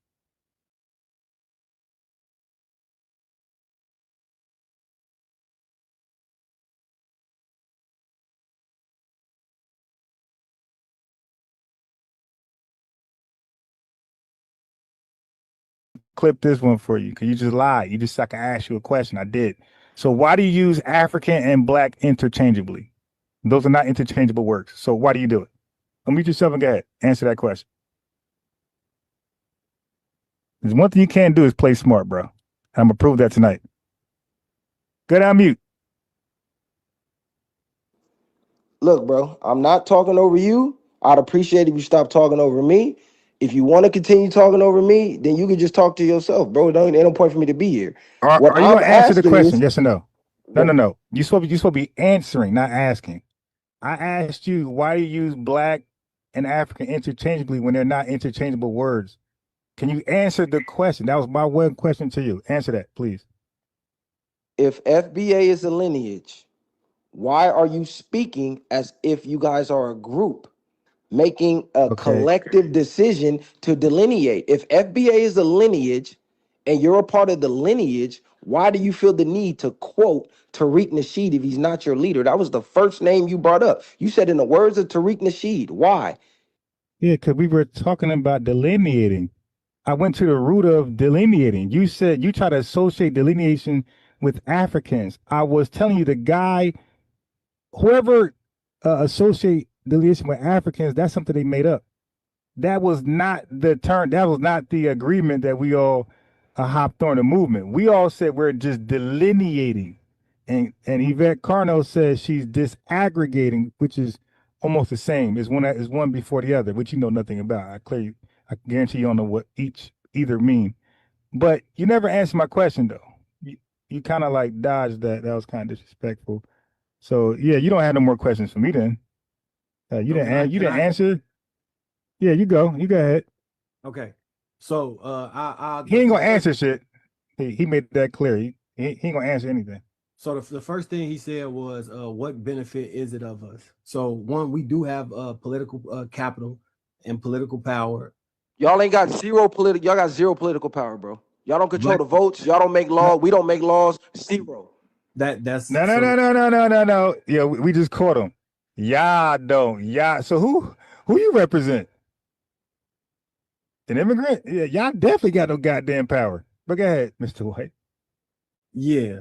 So clearly they even got a delineation bill up for vote right now, ironically, in your state of California. Like that's crazy. But we got enough. Hold on. You want me to vote into the same system that you say is oppressing us and oppressed our ancestors? Are you anti-voting? Yes, I'm anti-voting. Voting ain't real.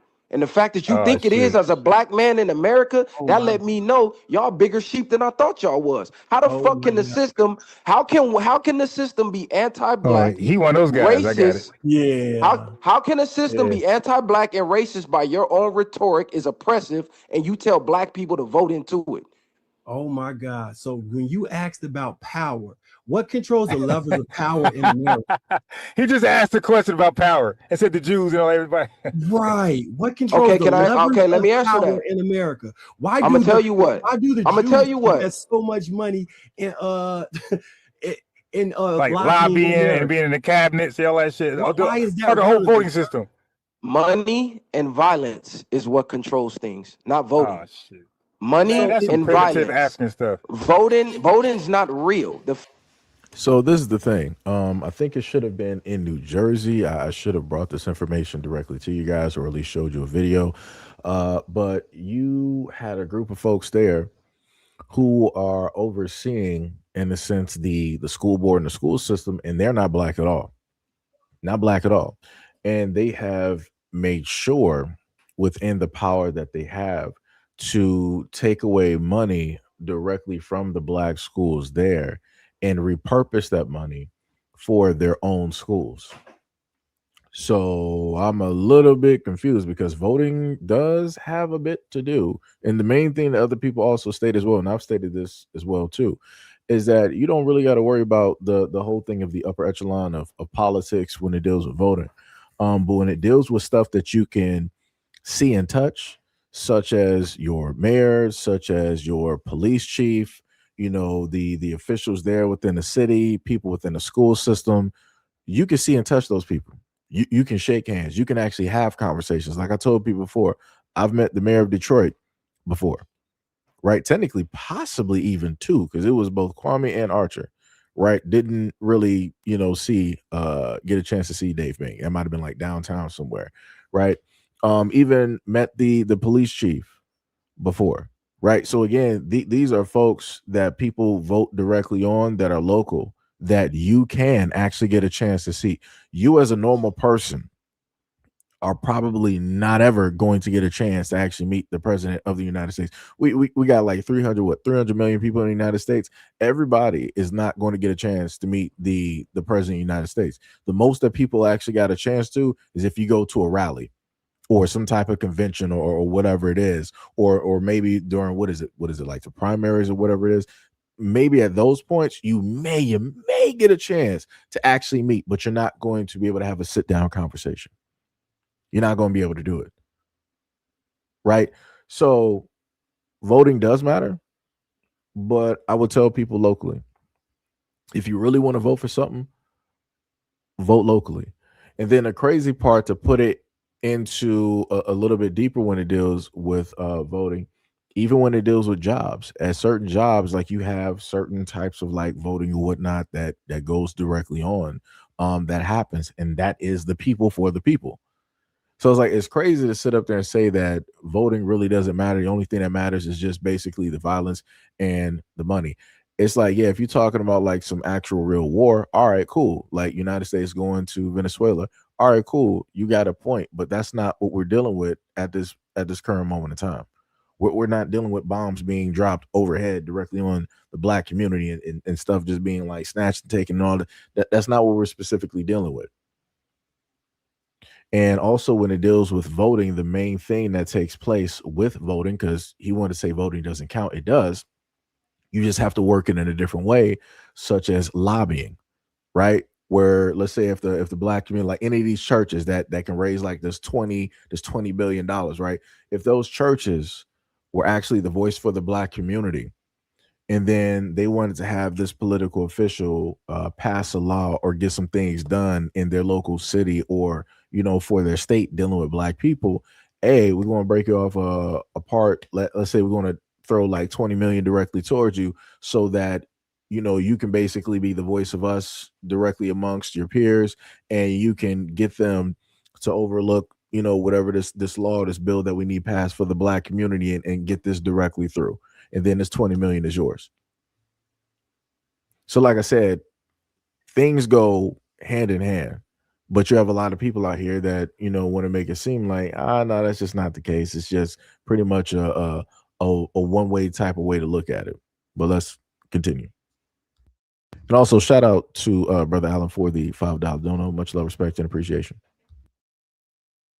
Fact that you think it is in 2026, Oh my After God. after they put the Epstein files in your face, you still telling black people to vote for their oppressors. Like, this is y'all Yo, talking what? points. Yo, first of all, we don't have no oppressors, The and system secondly, is systemically racist. This is a lot of y'all talking points, to the point where we were enslaved and now we need reparations. Y'all tell black people to vote into that same system and ask the people who oppressed you for help. How does that make any sense to hey, y'all? yo, And y'all call that Okay, power? so a large portion of what delineation and when it comes to the political aspect of what people who want to or pro delineation that are FBA, because FBA is a whole lot of people. It's not just one people or ideology or cult, as you say, is that we will not vote without tangibles, meaning we want something in return for our vote. Quid pro quo.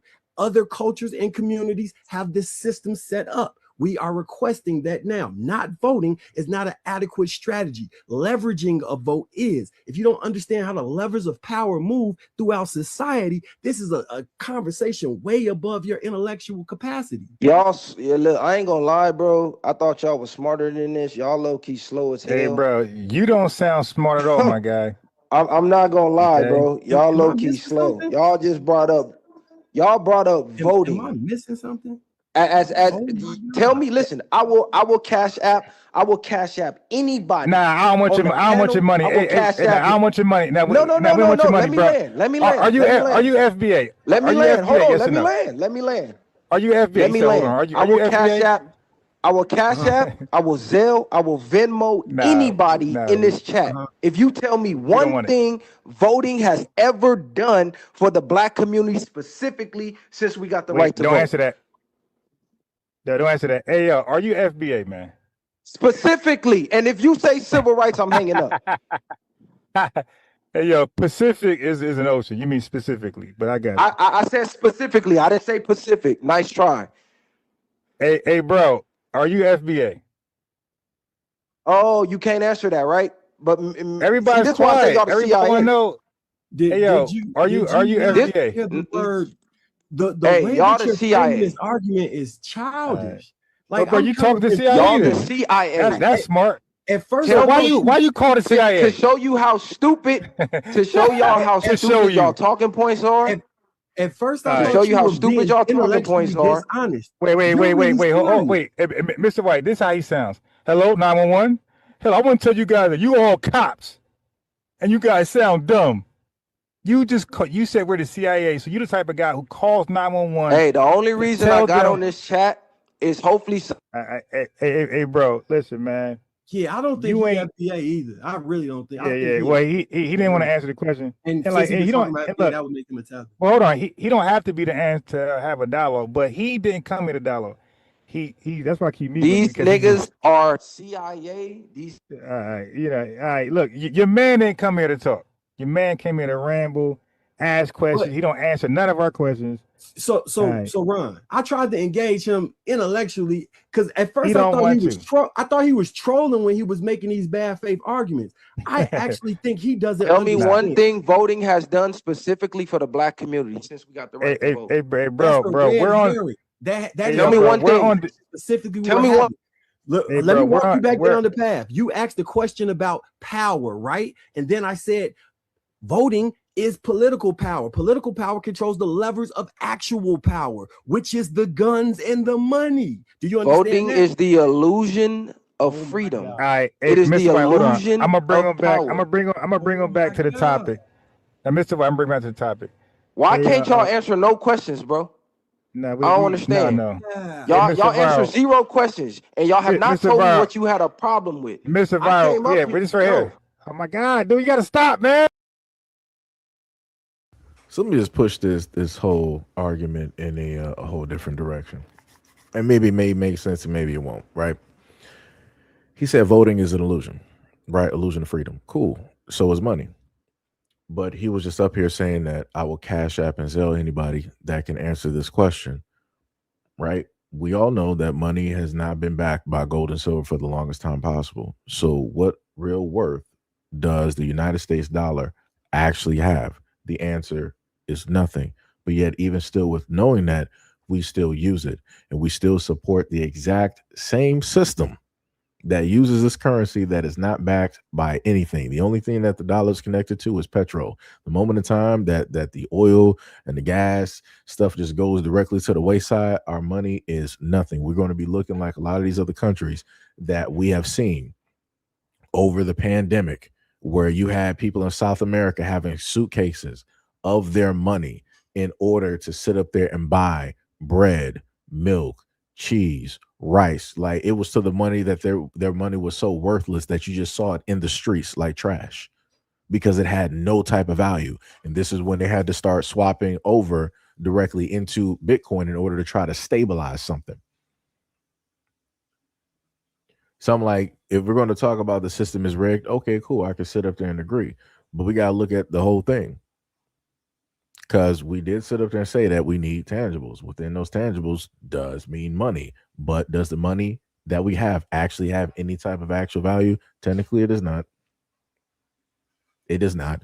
Because the moment in time that these banks go out, you ain't getting no money. The moment in time an EMP drops, you ain't getting no money, because realistically, everybody's money is ones and zeros. It's digits. It's in their account. You can potentially, your bank account can say that you have $10,000, but are you actually going to the bank and touching $10,000? No, you are not. You're looking at a matrix screen whenever you're looking at that money. It's crazy work though, but you know, like I said, he wants to make the point that everything is fake and it's illusion and stuff. So is everything else, but whatever. Who calls somebody showing to be rambling? God damn. Dude, stop. What is this is the question. You don't answer nothing so far. What is your problem with FBA delineating? That's the easy one. What is your problem with us delineating? Go. According to y'all, Africans, tethers, whatever you want to call them, already delineated from y'all. So how are you delineating from a people who y'all claim come here and delineate from y'all? What is your problem with Okay, wait, no, wait. So make that make sense. Hold on. How can you delineate from people who don't align with you already? All right, let me answer. Right. You're right. They do delineate, but our government included them via OMB. You know what OMB is? So OMB is the Office of Management and Budget. So that is the one that made up the social construct race. So you said voting is made up as nothing. Well, so is race. Race is made up and is nothing, just like voting. Okay, so now our government put out a form, and it had race on there, not ethnicity, and it said Black African American, and it allowed these immigrants, these African immigrants, African Caribbean people, to check that box as our ethnicity. So basically, they use our ethnicity as a race. So it serves a dual usage. Okay, so by doing that, all of our stats, those guys are included in every last one of them. So now when it seems like progress is not, it's just that a lot of these people are thrown in there and they're on some type of assistance, get some type of help, some money's there. So let me just answer this one real quick. You said that as long as the dollar remains in high circulation, it will maintain its value. The thing, I'm again, as a tech person, and looking at the future, I'm guessing that a lot of people are not paying attention to the fact that a lot of these, I guess, what would you call them, monetary systems, whatever. A lot of these systems that we have, such as the main branches of banks, they're starting to disappear. And I've talked about this over the last 4 or so years, that let's say a JP Morgan Chase, a Bank of America, Wells Fargo, a lot of the areas that normally would have main branches that people can go to, if anything is a problem, they're getting rid of those. Case in point, that's why I brought up the story of Australia, where they've gotten rid of a lot of those banks and those main branches to the point where they just have the ATMs all around. And ATMs only hold limited money. That's an easier way for them to basically control the amount of money that people are able to get directly to. So again, if chaos or anything breaks down, let's say if the main ATM is able to hold $250,000, do you think that is going to facilitate the needs of people? Let's say you got like 12 million people in like a city. and you only have so few ATMs around the city that people can go to. That's not going to work. It's going to cause mass chaos. It's going to cause panic. People are going to be rushing, bum rushing. You're going to have all types of chaos and violence that are going to happen because you're going to be having people trying to clear out whatever it is that they can clear out directly from that bank account. And you got 99,999 other people right behind you. And some people going to start to get antsy and you're looking around like, oh man, I don't think I want to be able to give them money. I don't think there's going to be enough. And I can't get around to the other side of the city because by the time I get there, that is going to, like I said, people need to start paying attention to the fact of how the system is slowly but surely moving everybody to digital. Case in point, pay attention to how they're getting ready. They're getting rid of, like, slowly but surely, they're getting rid of the penny. The moment in time they start getting rid of the penny, they're going to start going directly after the nickel, the dime, the quarter, and then the last step is the actual dollar. In some extents, they have gotten rid of the dollar because you can literally use a thumbprint, you can use an eye scan, or you can use the front of your palm in order to access your bank account without having physical monies, right? You can use any of those other methods in order to get access to your account, in order to give money directly to the system. Again, all digital. So, like I said, slowly but surely, if you're actually paying attention, money has been turning digital. I mean, it was already digital, right? But slowly but surely, you're going to see the whole thing basically happen directly in front of your eyes. But like I said, people tend not to pay attention. It'd be like that, though. Shout out to Brandon Viewer. You said, I think the argument is that the dollar doesn't have the same value. Let me go to the next clip directly up here dealing with these guys. I think it was like a 4-minute clip left. So we're delineating for that reason. We're saying, no, you got to address what you did to us all these years, not throwing a bunch of immigrants who are highly selected from their country. Hyperselectivity. That means that these immigrants, at least from Africa, are not East Africa, to my West Africa. They are the top 1% of their country as far as money and education. And they are coming over here with the H-1B1 visas, which is not wrong with that. But America is grouping them up into our stats, pretending Black America is doing better. And no, that's just Africans coming to America doing well and throw on top of our stats to look like we're improving to justify not fixing the harm. Say, look, you guys doing better, but it's not us. It's a bunch of immigrants who are doing well in America that's kind of smothering what America's doing to us. So yeah, that's called affecting us. So yeah, America grouped them in with us. They didn't do it themselves. We never said that. You made that shit up. You talking to me now. We're saying America grouped them up on purpose to dilute us and do benign and neglect. Look that up, okay? To keep practicing benign neglect. Listen, act like bro, our you're not issues. saying nothing I don't already know. You're not teaching So me I just nothing. answered your question. Wait. You didn't say I gotta teach you, my guy. You said answer your question. You said if we say that immigrants are delineating, which they are, I had no problem with that. You said, well, Hold on, I what just are let we you talk for like an hour, gang. Like this is a Hey, conversation. It's not a lecture. Can you answer I don't either need- one of his questions? He asked you, what does it matter to you about delineation? Why specifically to you? Right, is now it a answer mine problem? now. And then the other one about, do you have immigrant background in your family? Right. I don't need a lecture. So thank you, but no thank you. Number one. So Number two, the whole thing that you went around was that the government. Wait. So are you gonna answer any question for any one of us? The whole point that you went around was the government put this into place. See, that's what you keep forgetting. Y'all focus is on the immigrants taking advantage. No, you just get that ain't our focus. My focus is our government. Our reparations claim. Ron, everybody in the chat. Hey, dude. I came to have a conversation. No, you didn't. You didn't answer These one dudes question. obviously have an agenda. Right. I'll be live tomorrow. Hey, y'all can come join me. Do I have immigrants in my family? I'll show you how to answer a question.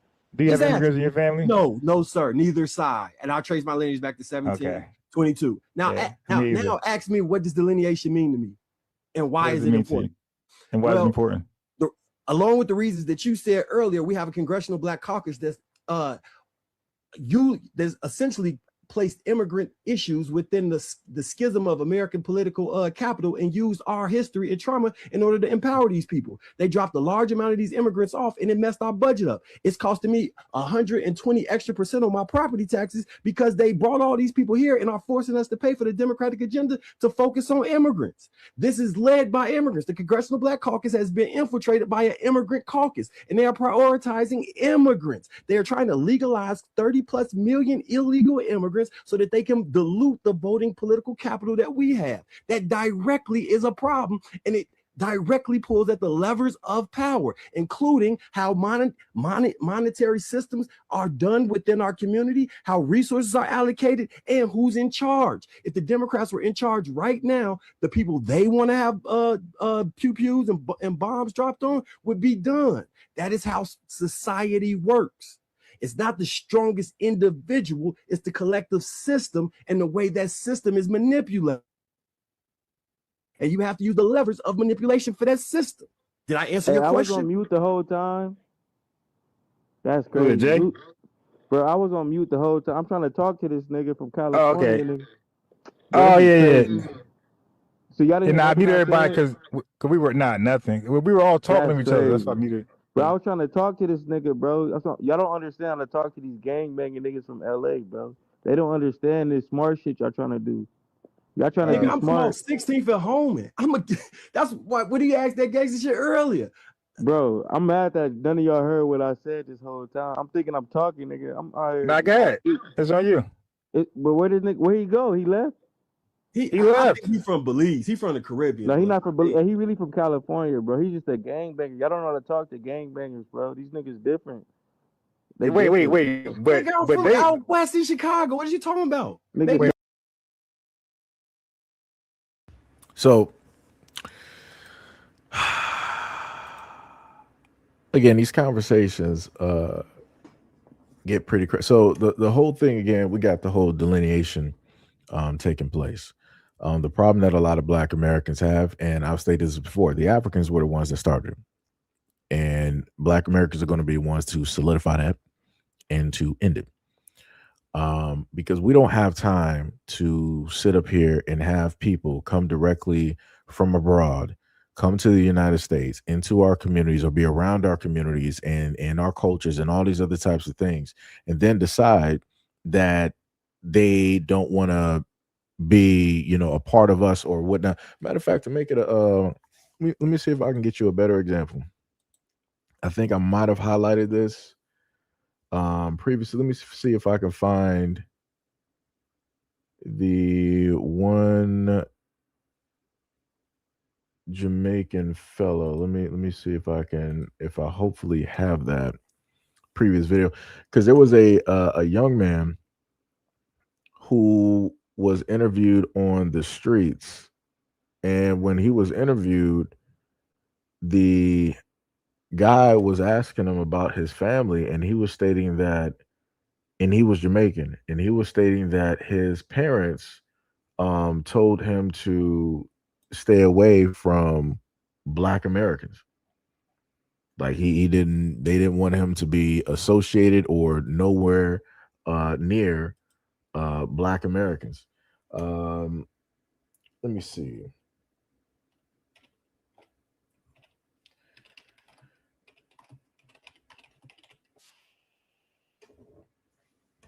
Let me see if I can find this. I got to go directly to this is the gotcha. Okay, I actually found it, luckily. Like I said, I hate trying to give an example, and I might not word it properly, so people might not be able to follow me properly. And I'd rather have the actual video. Yo, Noam, what is up? And what is up, Tippy? What is up? So let me just let y'all listen to this so y'all know I ain't lying. Right? This is the man himself talking about his own parents on the streets. Sunrise Harlem. I just met a gentleman this morning, and he touched cotton for the first time. And the first time, okay. By the way. And he is by way the brown of and white one. the green and brown, of course. Brown, yes. And he's by way of Jamaican parents. And I asked him some questions about growing up as a Jamaican young man. And I asked, did your parents tell you not to be like Black Americans? Yep. And what was your response? My response was every fucking day. Every day. Wow. It just, in the house, you would just, if you do anything, you act like a Yankee them. You act like the American people them. Okay. All right. You know what? We need to send you back to Jamaica to remind you who you are. Wow. Every Take you back to Jamaica to remind you who you are. You don't want to be like Black Americans. That's the thing. Get preached to you like how they say make it better. Wow. What did they say, like, as far as, like, behavioral patterns of Black Americans? What was the reject? The main thing they would say is being lazy. Okay. You don't want to be lazy. Got like it. Black American. Like your American friend did. That's what they would say, because it's a stereotype. And sometimes I do have American friends. I have friends of all different nationalities, right? But sometimes, because America is so privileged, so I'm not blaming them. So I'm not like siding. I think it's the Libra in me that make me politically correct. But you were there, nah. They don't realize what they have, so they can be kind of lazy about it. Like they don't realize, hey, we're in New York, like we're in America. Like you can get up and do anything you want today. Wow. You're the only one in your. All right. And this is not the first time I've heard it. This is why you got delineation happening at this moment in time. Because again, young dude basically said his parents, like, "Hey, you're around these Black Americans, you acting and talking like them. We're gonna have to send you back to Jamaica to show you who it is that you are." That's wild. But yet these are the same folks that say Black is Black. They like to say that everybody is Black, everybody is the same. But once your kids start, quote unquote, acting like us, magically it's a problem. And you need to re-indoctrinize them into old teachings, or to let them know, hey, you're Jamaican, you're not Black American, can never be, just like Black Americans can never be you. Stay Jamaican. The exact same things that he's saying here, I've heard tons of African folks online talking the exact same way, dealing with Black Americans. Like I said, people be thinking that Black folks be lying to be trying to hate on folks, and it's like, it's not even that. All of these folks out here raising their kids to try to teach them that, oh, Black American kids, like Black Americans, they lazy, they uneducated, they don't want to work, they just create like babies, and they just do this and they just do that. I'm like, dog, y'all some of the most ignorant folks directly about here. And people want to say that Black folks are ignorant because we want to draw a line in the sand. Just like you just heard from his own mouth that his Jamaican parents were drawing a line in the sand. It was like, yo, on this side, Jamaican. On this other side is Black American. You're on the other side where it's Jamaican. And this is exactly where you stay. So like I said before, people have already delineated away from Black Americans, especially in their households, by their teachings. Even if they're within our community, their kids are going to our schools. Their kids are with the playground with our kids, right? We're, as a Black community, we're patronizing their businesses and all this other type of stuff. But this is how they see and think directly about us. But within our households as Black Americans, our parents don't teach us stuff like this. They don't teach us like crazy ideologies or stereotypes about Africans or about Jamaicans or about Haitians or those from the Caribbean or those abroad or from where. That's not how we're taught in Black American households. We're taught to just respect people just because. Like, yo, it don't matter how different a person is from you. It don't matter what language they basically speak. That's another human being. You respect them. Because if you didn't, you were going to be seeing your parents real quick. And after you saw your parents and they beat you, then they were going to take you to that person you disrespected. And then you were meant to apologize. And you're probably still going to get a couple of hits there. And then when you get back home, you're probably getting hit again. So, it's crazy to me how, again, Black Americans, we're raised to be so respectful to a lot of folks directly out here. But when you hear a lot of people that grow up in these households, they're not raised the exact same way that we are. This is why I sit up there and say, and many others say, that Black Americans are some of the most welcoming people when it deals with these United States, because we are. Like it's like I said before, yo, it's crazy out here. It's 100% crazy out here how a lot of these other folks be moving. And then again, these same folks who they teach their kids, like, oh, don't be like Black Americans and all this other type of stuff. Then they'll decide to put them into our areas that we made popular. So, football. We done made a way directly for ourselves historically in football. Here they come going directly in football. And then once they win, they get a trophy, they want to start flag banging. They want to start showing what country they came directly from. And now they want to start, speaking in different tongues. The same thing when it deals with basketball. Same thing when it deals with a lot of other things. But yet again, people talk about like, oh, Black Americans, y'all ignorant because y'all want to delineate, you want to separate yourselves from the Africans. Everybody else been doing it. This is like I try to tell people before. The moment in time that I see Africans or whoever waving a flags, you automatically let me know that I'm different from you. You automatically let me know. Like I said before, how are you supposed to be a cohesive unit amongst other Black people and we all basically win? But the moment in time that it's time to celebrate, you want to sit up there and start waving a Haitian flag. I thought we was all Black. I thought we was all in this together. I thought we all won. Not just like, yeah, this is Haiti in here, this, that, and the third, and da. This Nigerian here, this is what we sitting up here doing and all this, da. Like I said, but people try to make it seem like Black Americans are crazy.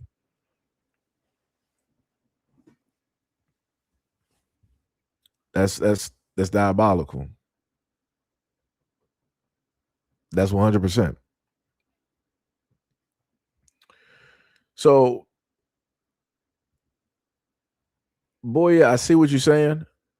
And I get what you're saying, but that's not what's being explained directly in this video. And that's not what's been explained in the other videos that I've talked about. They weren't talking about two different types of Black Americans. They were just saying in general, this is a generalization that they like to do. Like I said, I get what you're saying, but when it deals with these videos here, they're making a generalization when it deals with Black Americans. You don't really see conversations out here where you hear African parents telling their kids, oh, yeah, be like the smart and educated Black Americans and this, that, and the third. You're not seeing the Caribbean parents, the Haitians or whoever else saying, oh, yeah, be like the smart Black. No. Black Americans in general. Because it's crazy to me how you can have somebody like Kodak Black come directly into rap. And you see how Kodak Black is rapping. You see what he talks about, what he's out there doing. I'm like, that's crazy.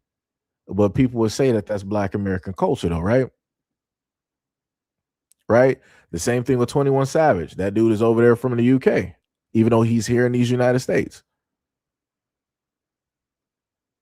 Or you can go to somebody such as, let's say, like a Burna Boy, right? Somebody who's Nigerian, but then he mixes and masters Black American music to meld with his African songs on top of taking on the aesthetics of Black American dressing. Like the Timbs, the blue jeans, all of the jewelry, all of that stuff, the showmanship, where it's like, I'm going to show you what it is that I got because I know you don't got it. You got the same thing with Shabuzi. It's another African. Like I said before, man, I get what you're saying, but a lot of these folks, they talk in generalizations when it deals with Black Americans. People don't sit up here and take their time to separate the ultra, educated from the straight ignorant. That's not what they do. Once they see, one quote unquote classification of Black Americans, that basically means all Black Americans. And like I said, I've gone over quite a few videos, talking about that subject as well. Let me see. Do we got another one up here?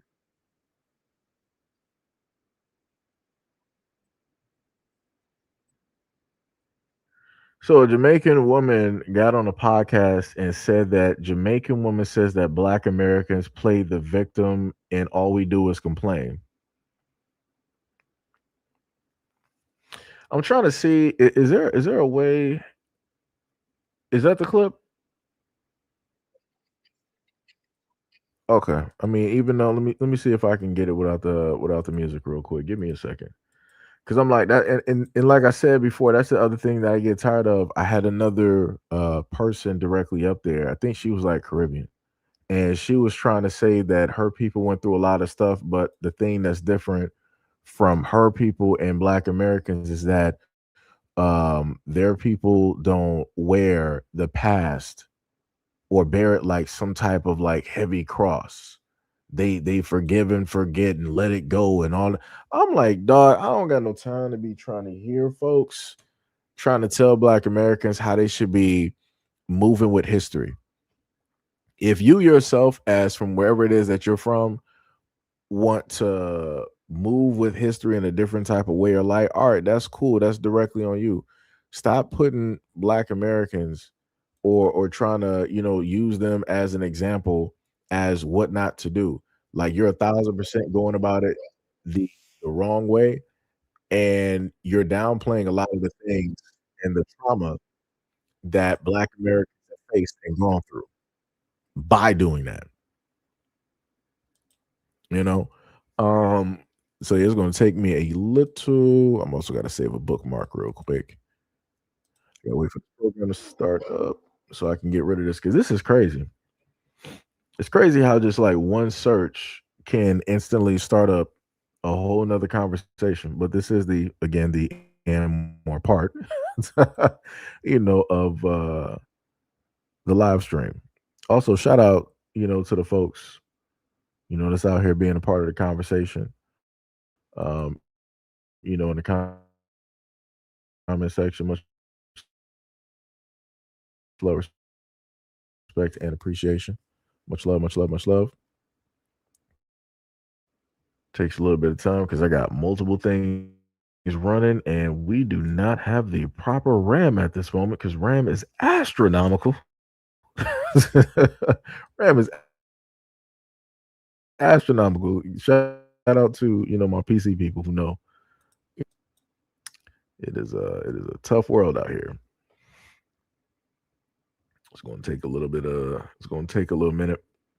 But yeah, like I said, this is not the first time, and I've given y'all examples of even beyond what the young Jamaican man was basically stating, from his honest opinion about dealing with his people.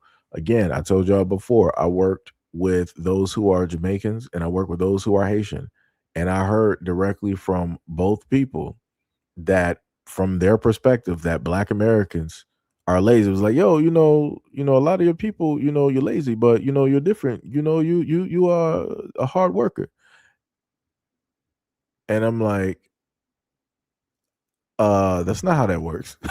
I'm like, I don't know who you been working with, but I'm like, yo, that's not how that works. I like I said, I need a lot of y'all to do like whatever programming that y'all got, y'all need to go fix that because that's crazy. And like I said, now if I was beyond or not entrenched in any of this stuff, like if you were to put me back in like early high school or whatnot, whatever, no matter what the voice says, I'm like, oh, that's another, Black man directly out here and da da da da up until further notice.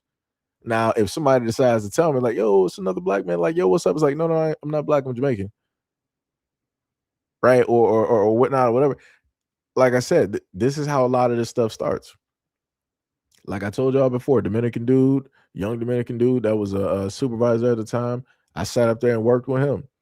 I sat up there and told him to his face, I'm like, yo, it's great to see, a young Black man that got, a great position, at a job and that's working pretty hard and whatnot and all this other type of stuff. Cause like I said, for me to see, like the image of a Black man doing something, I'm like, yo, that's great. That's good. Like, yo, keep going, especially he's young. I'm like, yo, keep going and aspire to do many things.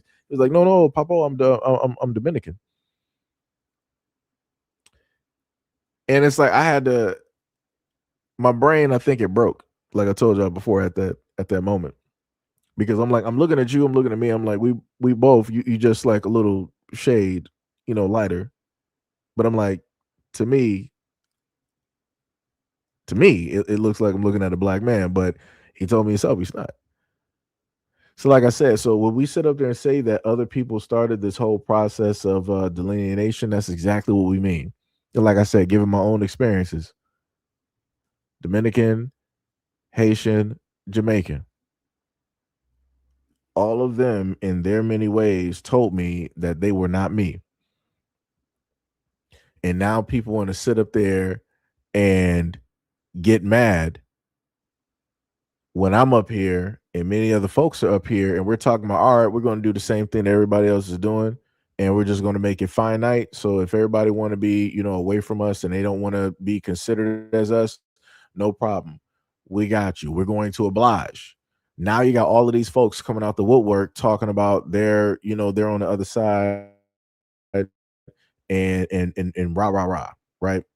They're against us and all this other type of stuff, and we're xenophobic and anti-African and this, that, and the third. So let me go to this video that I pulled up on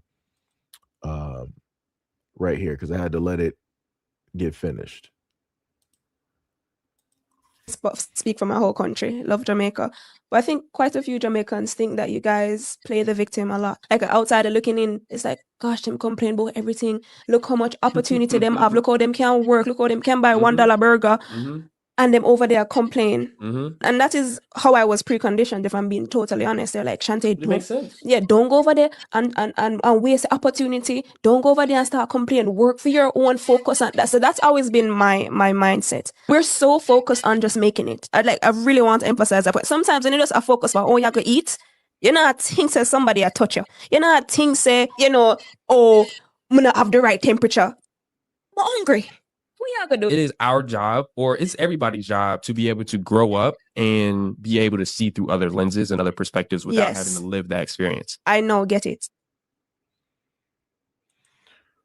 So again, she said she's not speaking for her country, but she said a lot of Jamaicans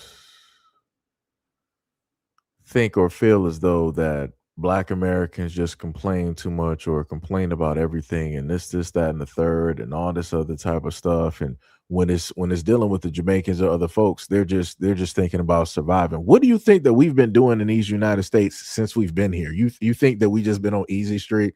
You think that everything was just like handed to us and given directly to, like, this is, man, brother.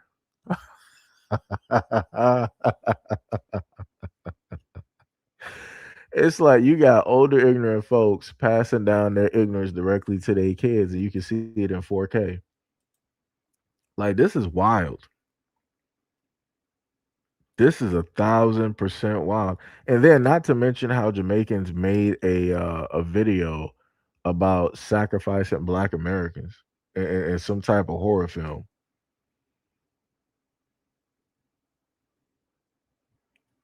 Like, that's crazy.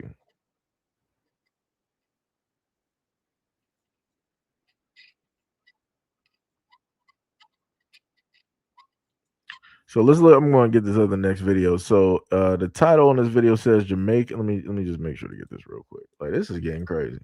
And people are like, yo, man, why you keep focusing on one group? Hey, that's how the content be rolling. If your group happen to pop up when I'm searching, hey, we gonna be focused on them big time. So I guess it's gonna be a standalone video I'll be doing pretty soon.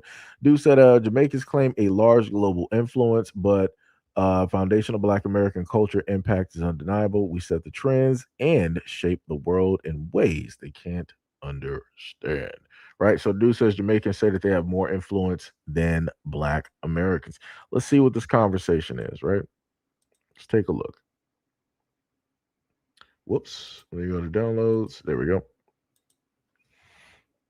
Let's What keep do you it a mean? blood. You've been cosplaying as black for far too long, growing up Bro, around I'm it, right? Jamaican. I'm Jamaican, Yeah, and you're yes, Jamaican. I rock with That's black. right. Yes, That's right. yes, I'm That's black. I'm nothing black. wrong with that, brother. But I'm saying the reason why you're thinking it's division because let's be real, black people are phenomenal. We've done phenomenal things. We got a history. So We got yes, a yes, we all long list have. of We all have. We achievements. all family. We got Yes, we over all have. 50,000 patents in this country. Let's keep it real. Okay. Who wouldn't want to attach themselves to hip hop, to our culture, the way we walk, the way we talk? Cool We're the Herc. influencers of Cool the Herc world. was a part of We're a the pioneer of hip influencers hop. of the world, brother. We're the influencers of the world.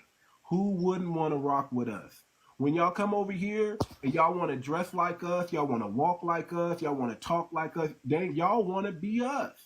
Hold And on it, now. Hold it on. Hold was on. Hold on. Hold on. flattering Hold on. in the Hold on. Hold on. Hold beginning, on. brother. Let's It take was a pen for a flattering second. in the Let's take a beginning, pen brother. for a second. It was I don't want to flattering. play into this division. Now you're saying, guess I what? don't want to play Hold into your this own. division, but I would say Jamaica have a very big influence all over the world. Stamped. Not bigger than us. Very extremely Right. big. Not Stamped. bigger than us. Stamped. Not bigger than us. I mean, that's debatable then. That's debatable. Bro, we can say this about what? We can say this about any race, and every race has done great things, bro. One is not greater than the Every race, other. right. Oh Every my race has done God. great things. I'm not saying they That's, haven't. there's no point of dividing, bro. We're all one people. We're all created from the same source, bro. Women, men, like Oh skin my color, like God. race is just an illusion. Man, Like races it's is literally literally a just, social construct bro. to keep It's us a arguing construct to like right divide people. Like here. But the imagine, like, brother oh, you're is this saying, Bro. hold color, on, you're guys. this The color. You brother can't do is this. saying Like that what? also heard the host saying also Thank that you for they gifting don't the get panel. credit for what they Appreciate the do, gift which on the they panel. don't. If you like what the speakers, go ahead and gift them. Go ahead and tap. We're not at 11K yet. Get us to 11K. There's 140 people in here. Right.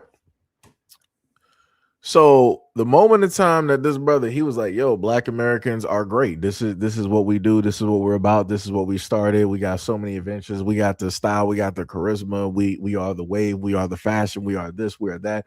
People want to come over. They want to act like us, talk like us, dress like us, eat like us, all of this stuff. And then here they come. It was like, no. I wouldn't go that far. But I'm like, when I listen to your voice, I don't specifically hear Jamaican. I don't hear where it is that you're specifically from. Like, where is that accent? Because, like I told people before, the main thing that I understood, at least when it, especially when it deals with like Africans or other folks, when those two parents who are from that country are in that household is a reflection of that country. They're talking with the main voice that they have of that country. That's how their voice sounds directly in that house. Or if they decide to speak that language, they're speaking that in that house. So to make sure to indoctrinate those kids with things directly from home, even though they may not be home. So it's a little bit confusing to me how you're raised with parents that have the accent, that got the voice, that got the words, but yet you don't carry none of that. You don't have none of that. But yet you're saying that you're not copying Black Americans. You don't sound like Black Americans. That's a little bit weird to me. And then you got the other one directly in there that wanted to pull up to the scene. He was like, let's not get into the division, guys. You know, every culture is great. No culture is greater than the other. Race is a construct, and you know, this is all divide. I'm like, get this directly out of here. Just like how the one dude, when they wanted to say all of that, before they said that, when it dealt with hip hop, the dude was like, oh, Cool Herc. He was the pioneer, and this. But when you quote and go look at Cool Herc, you'll sit up there and see who it is that even basically gave him the idea to start doing what it is that he did. And that came again directly from Black Americans. If you go back and listen to James Brown and many others, right, who are again the reason why we even have hip hop, because everything is an evolution, right? It's a step from something else. When you go back and listen to James Brown, and I put this directly out there on a live stream before, James Brown, he acknowledged it. He was like, yeah, a lot of what these young dudes is doing, what they call it, when they out here, rapping and whatnot, they got that from us. And it cut to a snippet of James Brown on one of his records. He was rapping directly over the beat, the exact same things that you heard rappers doing in the 80s. Like I said before, Cool Herc and all that other type of stuff. Like I said before, everything is a step in evolution. So like I said, we got hip hop because of the previous Black American music that we had. It stepped upwards, evolution. But like I said, you can't tell folks nothing. Like I said, even when you go back and you start looking at the different dances, like the break dance and all this other type of stuff, you got people back in like the 30s, the 40s, the 20s, Black Americans sitting up there doing this on stage. But like I said, other folks want to come up to the scene and act like, nah, we was the one that did it, da. And then the dude talking about like it's solidified, Jamaicans are all over the globe. Brother, nah. Like if you want to sit up there and talk about like, all right, you got the colors, you got the flag, you got people listening to Bob Marley, okay, you got that, but ain't nobody trying to just pull up to the scene and just automatically be Jamaican. When I look at folks down there in Africa right now, I see them emulating the styles, not of Jamaicans, or anybody else, but I see them emulating Black Americans. I see African women dressing like Black American women in the United States. I see African men dressing as Black American men in the United States. Like I said before, Burna Boy is wearing Timbs. When we think about Timbs, I mean, people can get into like the debate on who was like wearing what and all that. When I think about Timbs, I sit up there again. I'm from Detroit, so we wore Timbs. But again, when you think about the world view, you look at New York. You think about New York and Timbs. And in my mind, I'm like looking at Africans. I'm like, what time of the year would y'all actually be wearing Timbs? Like, what would you actually have a purpose for Timbs, or even like a puffer jacket? You know, any type of like fall or winter gear. Like, why would you even have that on? Like, I even saw like Africans wearing like some snow goggles. I'm like, brother, you're at a place that has never even seen snow. You probably haven't seen snow probably since close to like Pangea. Like, I don't even know why you've been wearing goggles or any type of snow boots at all. Like, you're looking crazy out here. This is not Paris Fashion Week. You're in the red dirt region of Africa. You are literally at the equator, my friend. You have no snow, nor will you see it at all. It is very warm there. It is very lush environment, humid environment. But like I said before, you can't tell nobody nothing, man. You can't tell, you know, none of these folks, none people, you know, don't want to pay attention. People don't want to listen. And you know, like I said, it's crazy work out here. 100%. Crazy work. Let me see. I'm not going to go to the Nicki Minaj Sounder Girl. We're not doing that. I'm not going to go back. Wait, what did she say?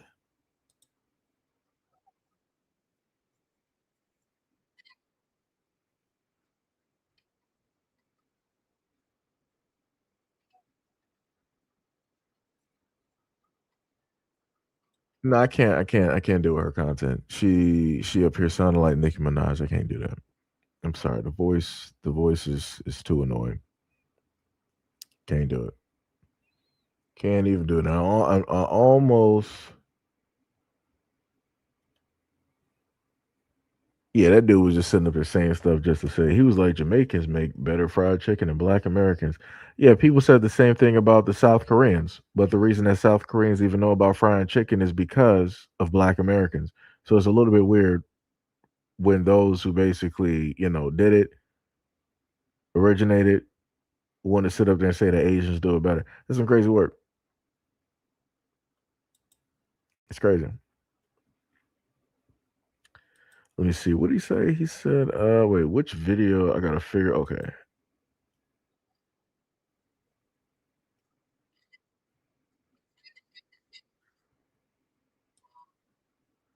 Oh, somebody's showing a video of Jamaicans dancing. Was that the twist?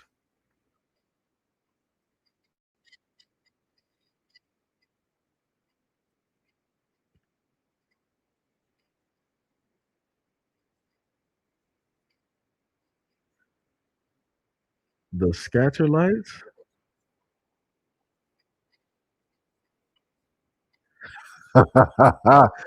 Brother, and people be saying that other people created hip hop. I'm like, if you really created hip hop, it's like which everybody says, right? It's like, then why didn't you create this back home? Why did it take for you to quote unquote leave home in order to actually create something? Like, again, it's weird. You got all the tools and everything that you need back home. Everybody, all the music and everything like that. Everything looks like you. Let's take a look at this real quick. This is crazy. And this is like 1976. Wow, the times. Let's take a look at this real quick. Yes, it's a number called The Guns of Navarone by a group of musicians who dominated the ska era from the late 50s right through to the beginning of Rocksteady in 1965. They're called the Scatterlights and were all professional musicians with a jazz training. Artists like Roland Alfonso on sax, Don Drummond on trombone, and as well as making their own records, they backed almost every major act from Jamaica during this period. In the early 60s, Jamaican immigrants brought reggae over here, and in England it was almost exclusively handled by two companies, Ireland and Melodisc. Melodisc label was called Bluebeat, and that's what the English fans called ska. The important thing about ska was the wild honking horn arrangement and the insistent beat, the dance they did too. It was the ska, not the hands and hip movements.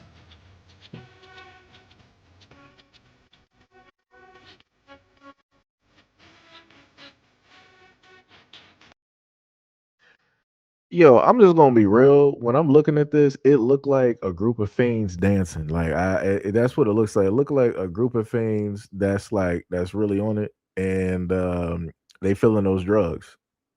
Um, yeah, no, I'm sorry. I'm sorry. This is no, this ain't it. This ain't it. Like this is this.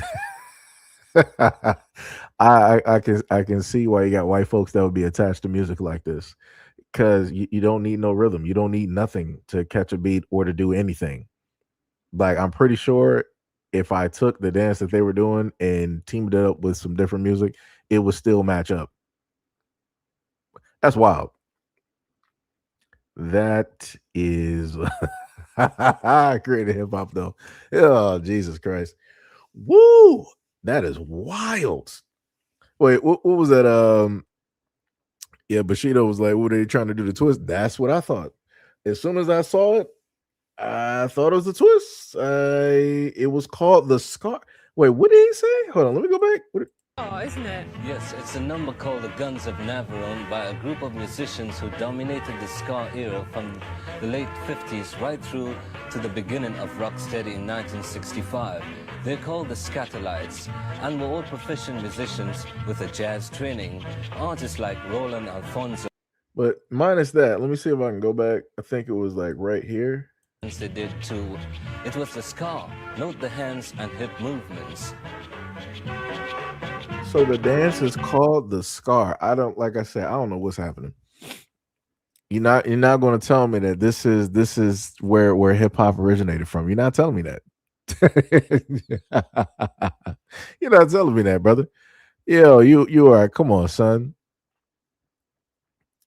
Yo, that is wild. That is wild. Like, yo, it ain't no motion. I don't know, Sham. You said the scat or the scar. I don't even know. Because we're dealing with the UK, this looks like rubbish. Yo, that looks crazy. But this is the these are the folks that originated hip hop though. Y'all got it. Y'all got it. Y'all got it. Let me tell you.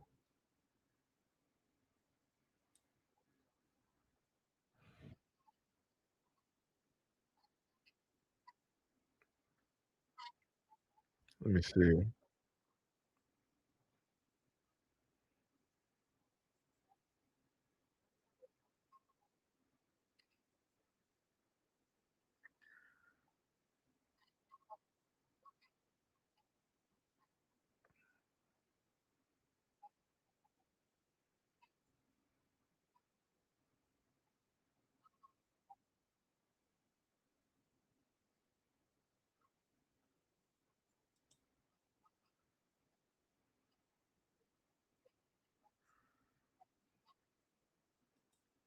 So let's go to the next one here because I was waiting for her. Because usually whenever I happen to see folks talking and they take a long time, I'm like, yeah, you gonna say something about black people.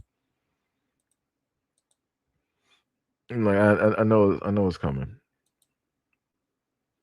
Let's just take a look at this. And I swear I've showcased her face looks very, very familiar. I swear we've seen her talk before. I'm in Jamaica, right? Right, okay. And I'm having a good time. I've been here for about 2 days now. And in the 2 days that I've been here, I've been on a couple excursions. And I kid you not. And on this excursion, do you understand what I'm saying? There were like a couple Aussies, people from Australia. I can tell I'm British, clearly. There were Europeans, there were Americans, white Americans, there were like Asian people, Hispanic people. She said, I can tell that they're Australian because I'm British, clearly. Nothing about you other than the accent reads British. And people tend to have an accent because they stay there. I mean, even if somebody stays at a place for 10 to 20 years, there's going to be a mixture of the accents that are there. But if you take that accent directly away, nobody's going to be able to know or understand that you're British. But again, to be proud of it's crazy. The same folks, like everybody said that they got a homeland, right? And Jamaica is basically, it will be, I guess, her homeland. That's probably where she's, from, or her people, or all this other type of stuff. But didn't the United Kingdom have a lot to do with all of the islands directly out there, Jamaica, Haiti, and all this other type of stuff? And then you run and flee and go directly to the exact same people, the people that oppressed you, that are still affecting your folks still to this day. And then, all right, but maybe it's just me. Maybe I'm thinking too hard on it. People, but like, you can tell they live in America and the other country. They were tourists, and then they, then there was some African American people, and and everyone that was there, I was expecting that it would be, the American white people or the Europeans that would be doing the most. But when I tell you that the most disrespectful people I have come across so far when it comes to Jamaican locals and hotel staff are African Americans, I'm not joking. This one woman was on the thing chatting to the man as if the man ain't got no sense. Literally talking on top of her voice like the man ain't got no sense. So let me ask you lot this question here. Let me ask some of you lot this question. Where is the same level of energy when you mans are over in your countries getting dragged by your edges by the police? When you are over there in Walmart getting disgraced over a packet of crisp that they are even claiming that is not on your receipt, and they're calling the police on you lot, where's that energy? Now, not really trying to defend ignorance, right?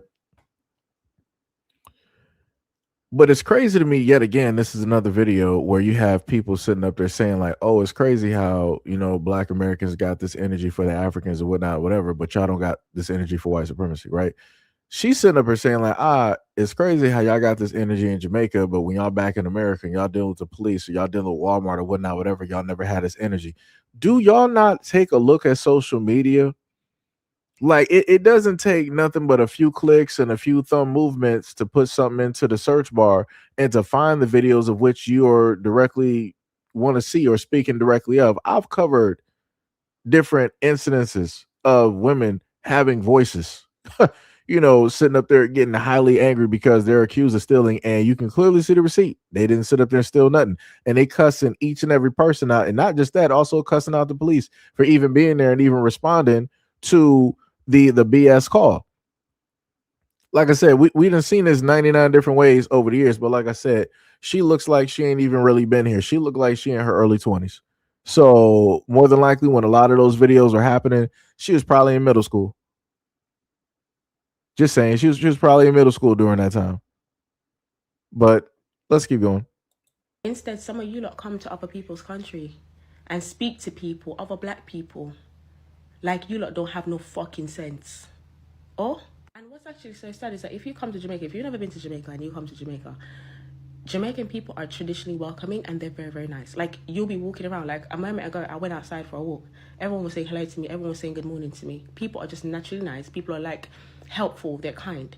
So I don't understand where this level of attitude and entitlement comes from towards these people. And the one thing about Jamaicans as well, they will never argue back with tourists.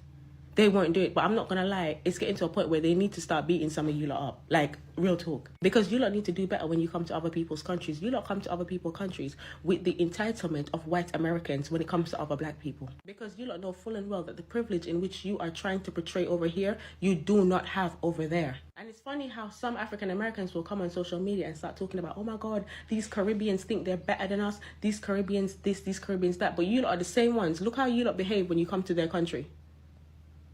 And I witnessed that shit firsthand. I'm British. Look how you lot behave when you lot come to other people's country and have the audacity to sit down and talk about other people think they're better than you. And let me just be clear, because I have been on more than one excursions. For everyone that I've been on, every single time something pops off, it's always them. Always them. The American white people, the other white people, cool. It's always them screaming at somebody in their ghetto. So I guess she's trying to throw shots at Black American women, and she's like, yeah, every time she sees white people act like they got common sense.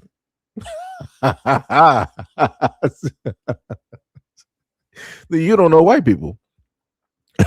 you must not know white people at all. White people are the main reasons why you got folks out here talking about in certain instances that they're calming down on allowing American tourists to come. This what they're saying is that they're slowing down on not having a lot of white American tourists because white Americans, wherever it is that they go, they feel as though that they're privileged. And because they feel that they're privileged, they feel like they can say and do whatever it is that they want to do. I done seen a lot of white American tourists. Even if you talk to Australians, they don't like white American tourists because of how they act. You ask those in the UK, the exact same thing. Russia, the exact same thing. Other places, the exact same thing. Like I said, these people ain't talking about Black Americans. They're not talking about Black Americans. Now, because you have some melanin, you're more than likely going to pay more attention to those who are reflective. So you're going to spot that and you're going to sit up there and see that. You're not going to be sitting up there paying attention to white people because in your mind, just like you say, you was like, I ain't never seen white people sit up there act a fool and act stupid and act crazy. Well, what's always happened in a multitude of excursions and places that I've been, it's always them. It's always the Black Americans, always the Black Americans, always the Black Americans. I'm like, that's wild. That is wild. Like I said, Black Americans are not the reason that the world hates America. Let's just make that very factually clear. And that is a bar right there. Black Americans, look it up if you want to. No matter what people got to say about Black Americans are not the reason that the world hates America. If we want to talk about it, if we want to be real, if we actually want to deep dive into something, like I said, it's crazy. That is diabolical. Crazy work. But like I said, let's just say on a what if that there may be some ignorance that she did sit up there and see. That's not even a in the 1 percentile of Black Americans. She's dealing with the minority that decided to have some money or save up some money and take a trip. Cool. But what about all the rest of the Black Americans that are there in Jamaica that are just minding their business? Magically, you don't see them. You don't spot them though. You always spot the outliers. You always spot the other ones out there first. You don't spot nobody else. But then when it deals with the good of every other race, you can always see them. Come on, dog. Come on. Like this is like I said, this is some crazy work. This is why we be having problems with a lot of folks that want to sit up there and speak on Black Americans, because y'all start doing this whole generalization type of thing that y'all do. And then when we call y'all out for it, then y'all want to have a problem. Like I said, man, like, come on, man. There's a lot of Black Americans that can sit up there and talk about people from other places that didn't come through and had attitudes with Black Americans, which makes no sense.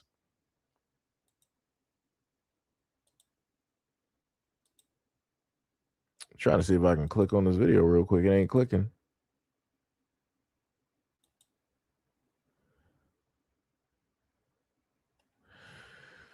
Will this video actually play?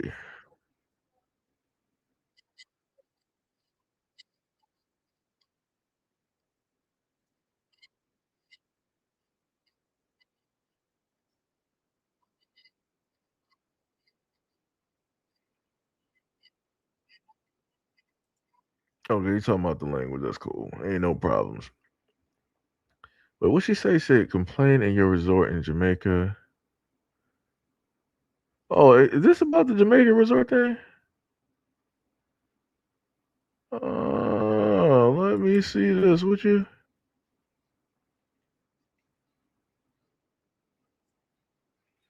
She said to the Black Americans playing in your resorts.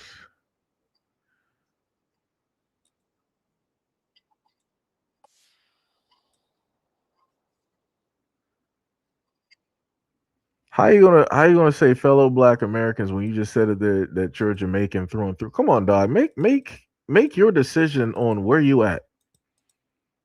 Like, let me. So this was again. I never seen this video. So she's going to talk about Black Americans when it dealt with the resorts and everything that took place with that. I'm not going to go through the whole video because I think this is about like 9 minutes. I ain't even going to do the full thing, but we'll go through a nice little portion to hear out what she's saying. American. My parents are Jamaican, and I have always told people I am Caribbean American. I'm not going into sociology right now, but I am Jamaican through and through. I be telling you, I'm Jamaican through and through.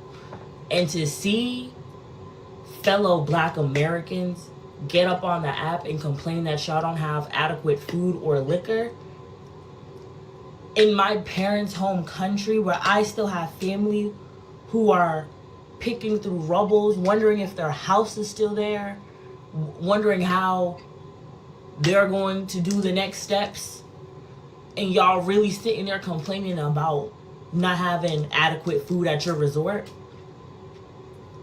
not having liquor, and you getting mad that people are on your head tops because you decided to record. You decided to get up on the internet and record yourself complaining about how you're not getting adequate whatever the fuck. Knowing damn well you about to come and fly back to this country where they gonna treat you Hey, like what's up, love? fucking I don't know what. You do know, like, you come back to the States, you can't be acting like that. You about to come back to the States, and if you get SNAP benefits, that's gone. So you really not about to be eating shit. So enjoy that little meal that you got when you over there. Wait a minute. Wow, that's great. So wait. So you went from saying that, hey, you're Caribbean American, you're Jamaican through and through, and then you wanted to say your fellow Black Americans, and then you said that you got a problem with quote unquote Black Americans complaining about the resort and the lack of things that are specifically there going on during the hurricane and all this other type of stuff. I'm like, this is what I be talking about, because I did a video specifically pointing out the fact that the woman that everybody was talking about and they were sharing her video online, she was Caribbean. She was Caribbean. She was not Black American. She was not a Black American woman at all. She was one of them. And magically, somehow, some way, and it's like, it's crazy to me how those who are of the islands don't know their own people. I'm a little bit confused on that. I'm a little bit confused because it's like, so Black Americans had to do detective work in order to figure out, like, this woman, looking at her profile and everything, she got flags up there that are not Black American. That like I said, I don't even know what those flags are. Again, ain't us. But yet you are specifically speaking to Black American women and saying that, oh, well, just remember, you sitting up there talking stuff about us, that'll be a last meal, because all of that government assistance and that SNAP and that Section 8, as soon as you get back to the United States, that's all gone. So enjoy that little bit of food that you complaining about in Jamaica at these resorts. Wow. That's crazy. That's that's wild. That's wild. A lot of people don't have jobs over here in this country, so I hope you coming back to a job, because if not, you complaining for what?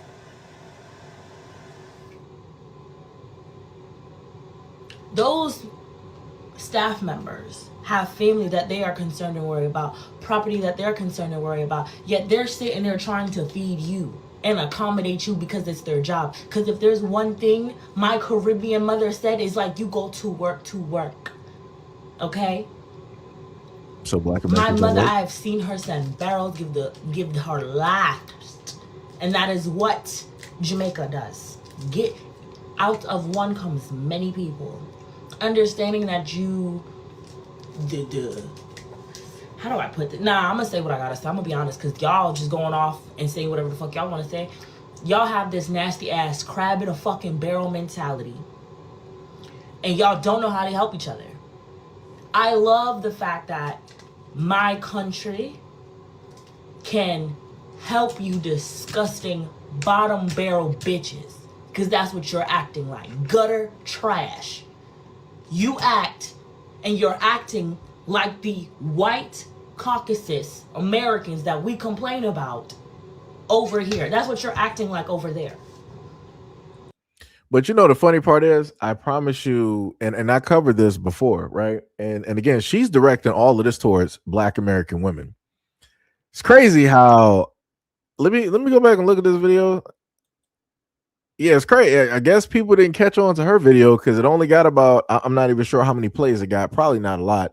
It got 60 likes and 41 comments and about 7 bookmarks. I guess a lot of Black women didn't sit up there and see that video during the time, because she would have got lit up real quick. Her video would have been highly popular. She probably would have had to take it down because she would have been inundated. The amount of disrespect that she's just giving within these first few minutes directly to Black American women is crazy. The whole Section 8 and government assistance. Wow. Call people gutter trash. I ain't heard that since the Third Strike, dealing with my boy Dudley. If people play Third Strike, you know who I'm talking about. Gutter trash. You know, but this is full blown crazy out here. But I promise you that she don't got a video talking about white people and how they were acting and complaining, because I have those videos.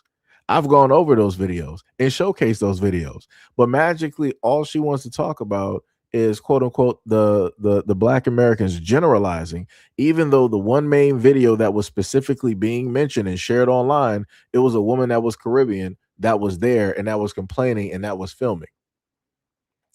Crazy work. And then you're gonna get over here and complain about how we're this, that, and the third, and how we don't like. Look how you fucking act. Look how you act. Look how you acting over there. You complaining that you don't have enough liquor. That's what you really complaining for? Y'all complaining that y'all not getting enough food. Oh, this is a restaurant. This is a resort. This, that, and the third. There are parts of Jamaica that are inaccessible because the roads aren't clear. There are people who are cut off from civilization because their cars are messed up, house, whatever the fuck is going on. And y'all feel comfortable enough to voice your complaints. How about you post some GoFundMes? How about you go post some donation links? How about you go post some fucking resources? Because the next plan, all uno all complain, need to go first. You need to leave. Actually, matter of fact, I don't want you returning back to my island. Don't come back. Just don't. Disgusting. I am ashamed of the videos I'm seeing. Disgusted even. And I know the whole TikTok algorithm, if you click on one video, it's going to keep showing your feed that. But I was like, it cannot be the people who look like me who are out here. I'm expecting it to be, you know, an unseasoned, you know, individual. But it's the fact that I see people with my complexion talking to the staff in such a manner. Don't come back. That's all I have to say. Don't come back. And this is why you guys can't prosper as a nation. You see how Jamaica is small, and they are doing everything that they can do to rebuild. They're like, okay guys, we have survived. My apologies, I got a text message. I'm pretty sure that was the universe telling me I actually need to calm down. But I know Jamaica will rebuild. She is strong, resilient, and she has faced many storms. Out of one comes many people is a saying I grew up with my mother. And more and more, the older I get, I understand why I identify more with my Caribbean side than I do with my American side. So she said from one person comes many. She is very correct on that. If we take a look at this information directly in front of you, and this is dealing with Jamaica, right? Because she wanted to give the stereotypes and talk about Black American women. So it says national prevalence, and this is dealing with paternity fraud. It said a meta analysis of 36 studies from 1980 through 2024 estimated that 23% prevalence of paternity fraud in Jamaica, about 1 in 4 cases. Some doctors and commentators estimate that around 20% of children may have misattributed fathers. Right? Rough interpretations. About 1 in 5 Jamaican children could have a biological father different from the one recorded or assumed. DNA testing clinics. These numbers are not population wide. They reflect men who have already had doubts and requested tests. Some Jamaican labs reported 70% of men were not the biological father. A 2024 data release from one testing company showed that 47% negative results among test cases. These are selection based samples because suspicious cases are overrepresented. Survey based studies. A survey found that 26% of Jamaican fathers stated that they have been the victim of paternity fraud. Another study found that 67% of women knew someone who had committed paternity fraud. Global comparisons. Some international summaries claim Jamaica may be one of the highest rates worldwide, with an estimated of 34.6% among tested men. Mm. So it's crazy how this woman want to pull up to the scene talking about Black American women, but a lot of those women over there in Jamaica are calling other men the father, and they not even really the father. That's crazy. Like I said, Jamaica, not Jamaica and Nigeria are at the top when it deals with paternity fraud. When it deals with these women sitting up there lying, just like this woman is sitting up there lying directly up here talking about Black American women generalizing like this. And in second place will be France, because it is illegal in France to do paternity tests, just in case people didn't know. Just in case people know. Matter of fact, let me just put that back up there because we went over there. We went over this before, right? Because I don't want to have people be like, oh, but where's the proof? Where's the information? You're saying this, but you're not showing it. Since people don't want to look stuff up. So it's clear as day. It says that private paternity tests are illegal in France without a court order. Violating this can lead to penalties of up to 1 year in prison and a $15,000 fine. DNA test for paternity is only permitted for judicial, medical, or scientific purposes, specifically to establish or contest legal affiliation. So again, when it deals with Jamaica and Nigeria, they are the top when it deals with paternity fraud. And again, this is because of women. And number 2 would be France, because if France allowed paternity tests to happen, their whole system would crumble. Because you got women hopping from guy to guy to guy, and it don't matter if they're in a committed relationship or if they're married. Just saying. Just saying.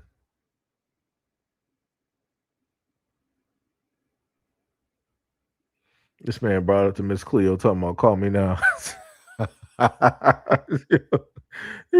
man crazy. That's crazy. Yo, what's up, boss? Bradley said it's way more than 24%. Sham said, oh no, said you look up Jamaica's STD rates. Let me see. I got you. Jamaica STD. I think we might have went over this before too.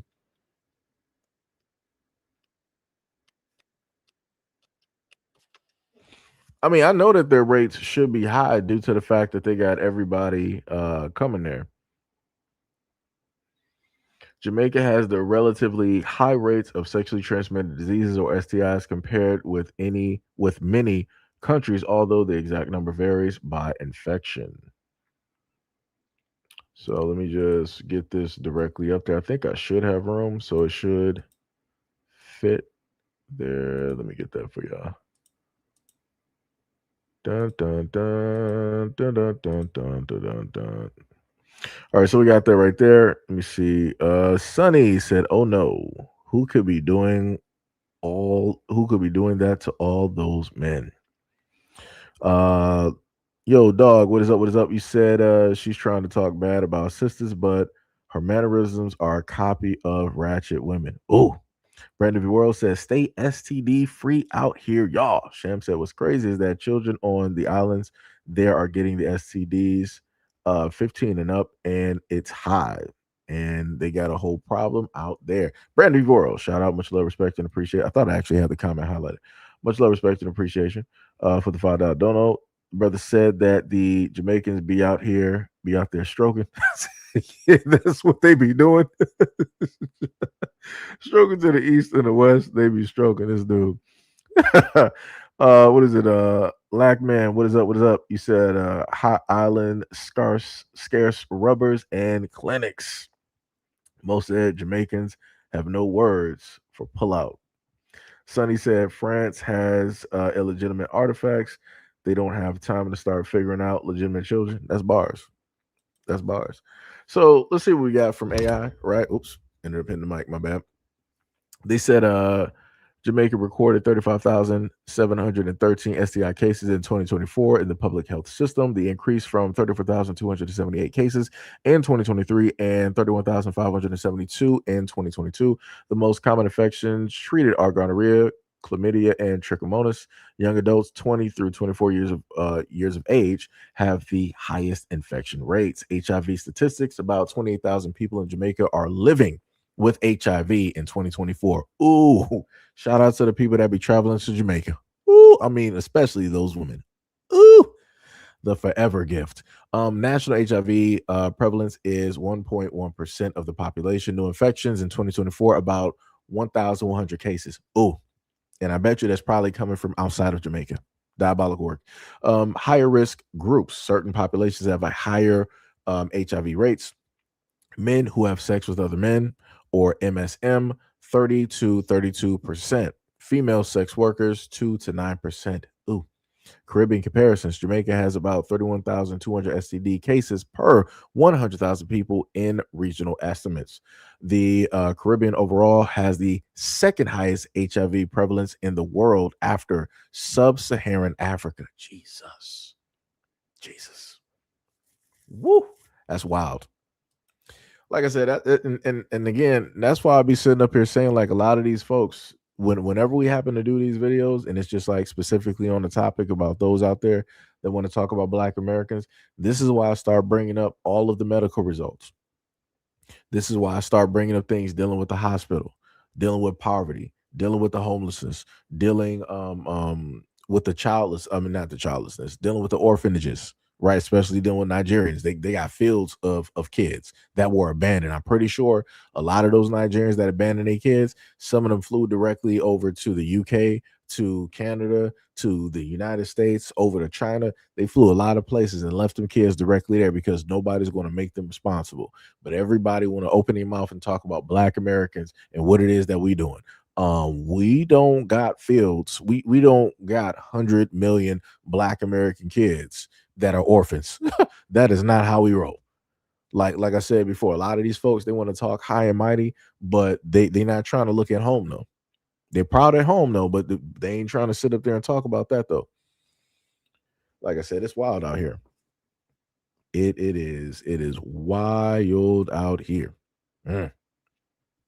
Sham said, I bring it up because Jamaicans be trash talking Black people when they need to be worried about their priorities. Fix your island before you talk ish. That's bars. Yo, Vincent, what is up? You said that is a lot of crunch bar genitalia. Oh, diabolical. Sonny said there's more people with herpes than Jamaicans on the planet. Vincent said the gift of Nurgle. Sham said, do not go to the island for that vacation, love, cause you catching something. You going people, if you go to Jamaica, you're gonna be walking out like Denzel. I'm leaving here with something. I'm from around the way. I'm leaving here with something. It's crazy work. Mo said they use all the condoms for water balloons. That's crazy. Sonny said, I suffer with childlessness. You are ecstatic not to have children right now because you don't got to worry about no extra bills. You know, Sham said, I am blessed with childlessness. Brandy B. World said, I suffer from the same thing. Vincent said, oh, snap. Y'all are part of the childlessness club as well. Y'all are crazy out here.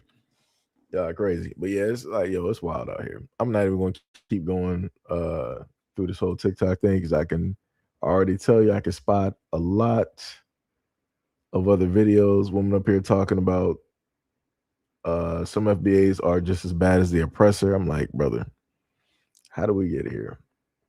Yo, was this? Oh yeah, that's Adonis's video right there. Somebody said, why are Black Americans angry at Puerto Ricans who are proud of who it is that they are? We ain't mad. We just telling everybody else to shut up. Like, you can be proud of who it is that you are, but when Black Americans say the exact same thing, it's like, yo, just leave us alone. That's all you got to do. Yo, that then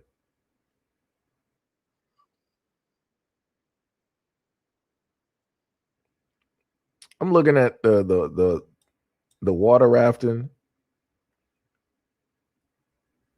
and I'm looking at the massaging that be sitting up there like going on. Yo, it's wild. Like, if you are a Black dude in the United States and you want to start a business like this, you know, you would not, like, you would have so many Black women that have a problem with this. But I'm like, you wouldn't really allow Black dudes to have like a business and do stuff like this. But if it's out of country, it's like, yeah, have any random dude just sit up there and massage your body and, put, because I'm like, she looks fully covered, especially under her bra. And I'm like, I'm like, how did he do that? I'm like, did you do that yourself? Because I'm looking at her palms and I'm like, yeah, you didn't put that on there yourself. Because I'm like, he's the only one that really has his whole hand covered on that raft when the deals are like rubbing you down. I'm like, yeah, nah, we gonna have a problem. Nah, brother. Nah. Can't be doing that. Nah. This man Brandon B. World was like, shout us out there. Take what and leave the what? LOL. This man crazy. Shout out to the $5 donor. This man just be saying anything out here now. This dude, yo, I tell you. Oh my goodness. Cold Dog, what is up? What is up? He said they got that Scotch bonnet. That's wild. That's wild. John said, he said, what are you making fun of? I'm out the loop. This is the other part of the section of the live stream where we just happen to talk about a variety of things at this moment in time due to the conversation dealing with those from the islands wanting to specifically talk about Black Americans. We're just laughing at a few different things, especially these STD rates directly out there. The other thing, as a Jamaican woman, as the woman that we were able to see, it's funny how she doesn't talk about the sex tourism. I find that a little bit odd. Right. Sonny said, it's not like I haven't tried to see a doctor about it, but she's too married. It's just, this man. Tippy said, like, with what he said, show it. Somebody said broad daylight freak sessions. John said, what are you talking about? I'm just confused. LOL. Somebody said, yikes. That's crazy. I don't think it should be a problem if I put this directly up there because ain't nothing being shown. And I'm looking at it's crazy when you look at, if you go on TikTok and you look at the comments from women dealing with the whole water rafting rub down, it's all the same reactions. And I'm like, that's crazy. I'm like, I ain't never seen so many hyped about having a random dude rub upon them. Because I'm like, you wouldn't be hyped if that was like a dude that's like here. Like if that's a Black American dude here, you would not be as hyped. Wouldn't be ecstatic. All of these things where people seem to be just smiling and sticking their tongue out is like, yeah, none of that would be happening. I'm gonna have to make sure to block the music out.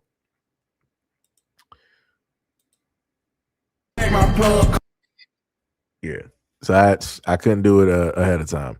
But yeah, so yeah, the limestone like massage. And it's like when you look directly at her top, that whole part of her body is completely covered. And I'm like, ma'am, how did that work out? Because when I look at the palms of your hands, they don't look like his palms. He is completely covered. His hands are completely covered. So I'm like, who did that? And then below the bikini line of that bikini that you're wearing, who also did that as well too?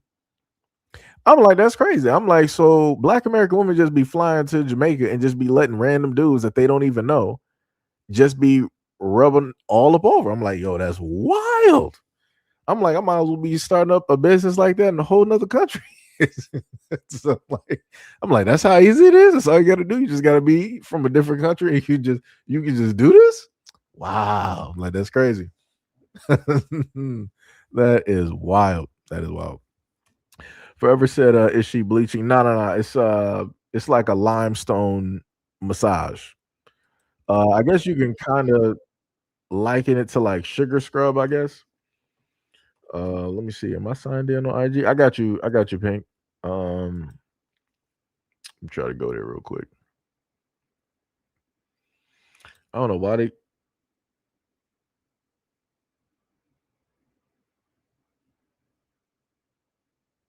All right, that just threw me off. Wait, what happened?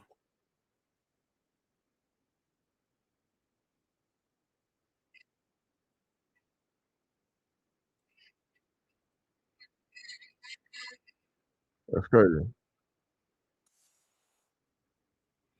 So Meg the Stallion has an anime coming out. What am I looking, brother? What just,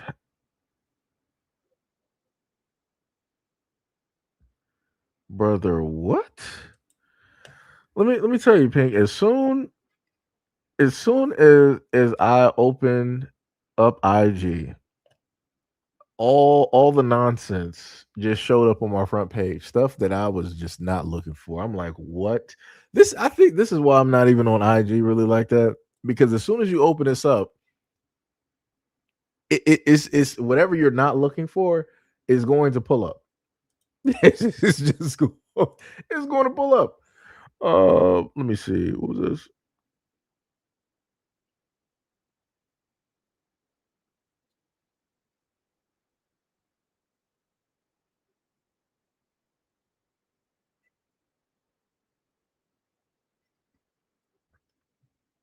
I'm not sure if that stuff was he stealing?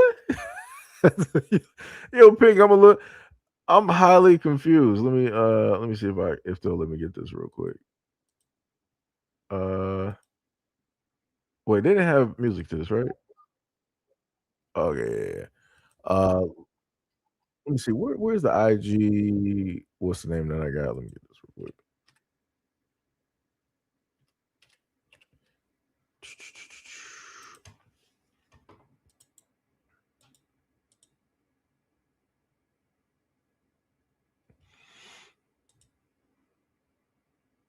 They sitting up here talking about black people are so supportive. That's crazy.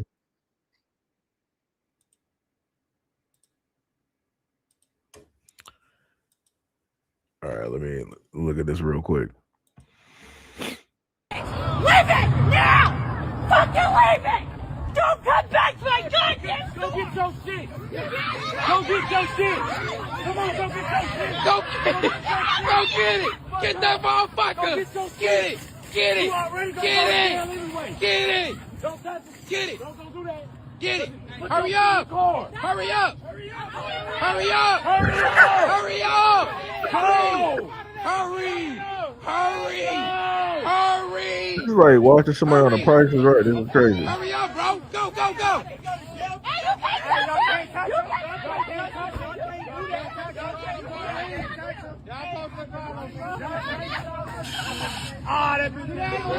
Oh my daddy! Yo, that's why. I just want to state, as a person speaking, I do not condone thievery or stealing in any type of sort at all, and nor am I enabling dishonest behavior. Have to put a disclaimer out there because I ain't trying to have people sit up and say that, oh yeah, he look he's supporting. No, I don't. No, I don't. I support people going to the stores the legal way and getting what it is that they need to get.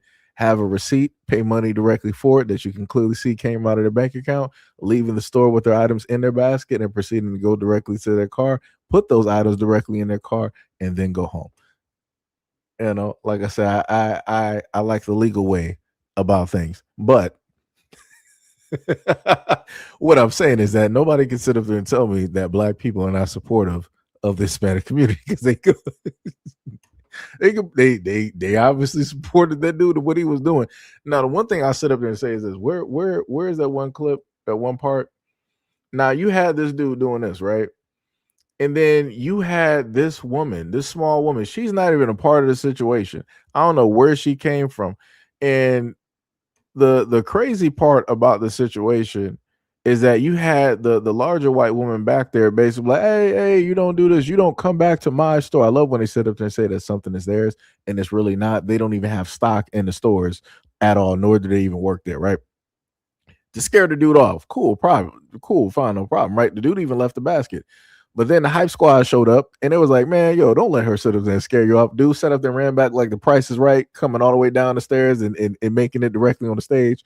And he was getting his prizes and proceeding to leave off with those prizes.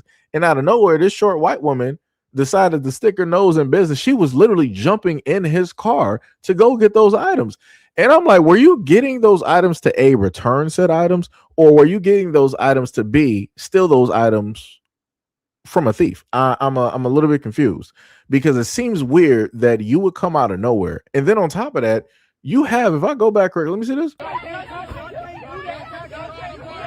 There was some dude, I don't know who that dude was because she doesn't look like she has a guy, but there was some dude that pulled her directly out of that car. I'm just trying to figure out, right? All the times I hear that women talk about how violent men are, why would you proceed as a woman that pretty much probably weighs about not even 115 pounds? Why would you proceed to sit up there and jump into a man's car? Are you stupid? Have you lost your mind? How do you know that somebody wasn't in the back of the seat and had a weapon directly on them and they would have just conked you on the head caveman style and just dragged you, into that car as they were proceeding to get away with said items from that Lowe's or that Home Depot? I need people to be, matter of fact, not even people, I need a lot of women out here to be wiser and to be more intelligent. Like I'm past the whole part of like the dude like taking stuff. I'm looking directly at the women who decided to try to intervene. I'm like, you're a woman at the end of the day. This is not your time. Don't try to be a superhero here. Don't do it. I done seen a lot of women try this and they've lost horribly. This wasn't it. This wasn't it. Pink was like, I support two-person items with your hard-earned money, but this was too funny. No, this was funny. This was funny. Tip was like, I agree with Seji. I don't condone it either. This one. Like I said, sometimes when you talk, words don't properly come out as they should. Mine is moving a million miles per minute, and it takes a while for everything else to catch up. Sometimes it works out perfectly, other times it does not, and then you have mispronunciation. So, it'd be like that. It'd be like that. Love said that woman was not thinking at all. D Money said, yo, D Money, what's up? You said, I seen plenty of white women do this. It never works out for them. Yeah, I see people be getting hit by cars. They be getting Spartan kicked, all types of stuff. And I'm like, have y'all not learned from the many white women that have come before you? Have you not learned how to just mind your business? And what not minding your business will cause. It will cause great pain and harm. Sonny said it was Hispanic still in front of us while we were trying to protest. Tippy said, yeah, I don't understand that. If I was scared of men, I wouldn't be near them at all. This man Mo got the disclaimer. He said this channel does not support retail theft of any form of criminality. Videos and commentary are for educational and or entertainment purposes only. That's bars. Straight bars. Got to put that disclaimer up there because people try to be slick. Like, oh my God, this black man is up there. He's telling people to steal. Oh my God, it's the blacks. No, it's not. It's not what we're doing here. That is not what we are doing here. I almost want to sit up there and showcase the the other videos that pulled directly up on my what's name, but I just can't. I can't do it. Nope. Nope. Like that is wild. That is wild. That is, and then I'm looking at a bearded individual with like chesticles, like just out there. I'm like, brother, ma'am, what is happening? I don't. I'm so confused right now. I'm like, I don't. I'm like, what? Like, how is? I think what was it like PCOS, whatever it is. Again, yeah, no, nah, brother, nah, brother. And then there's another video up here where a young black dude, he just like, I guess he's on like TikTok or whatnot, whatever, doing like a live stream, and then minding his business, and you got these two random girls that pulled up to the scene on him on the street, and they just start touching directly on him. Unwarranted, mind you. Not he ain't looking for none of this stuff, because a lot of folks like to say that, oh, black dudes be begging for attention, and nah, he ain't begging for no attention. He's sitting up there just like drinking water. I'm not sure if maybe he might have been like dancing or just talking to people on live, whatever. And they just came up to him and started touching him. But I promise you, let that have been reversed, oh boy, charges would have been filed. People would have lost their minds. There would have been all types of blogs and videos being made, you know, up and down, you know, social media and whatnot. You know, it's crazy out here. It is crazy out here. Diabolical. Shan was like, the entertainment purposes has always been the truth. Shan was like, brother, ma'am. Yeah, it's like it looks, it is wild. I might, matter of fact, I'll just sit up there. I'll post them in Discord a little bit later. That's what I'll do. I'll make sure to post them in Discord so y'all can see what I'm talking. Because this, like I said, would be showing. And note, y'all already know I don't really even be on IG like that. So for me to just open it up and I just get the world of weird as my main front page is like scrolling through videos. I'm like, this is why I'm not here no more. Like I said, I don't know what's up with the algorithm on IG. That it is, what is the word that I'm looking for? The algorithm is not holy at all. It's not. I don't know what religion it is bonded to, but it is not for anything good. Let me tell you, nothing good at all. Wait, you say you sent one more? It's about 3 seconds of music. Let me see. Go back to messages. Dun dun dun dun dun. How does it say? That's crazy. It said it was a TikTok, but then it sends directly to Facebook. Wait, let me see if I can.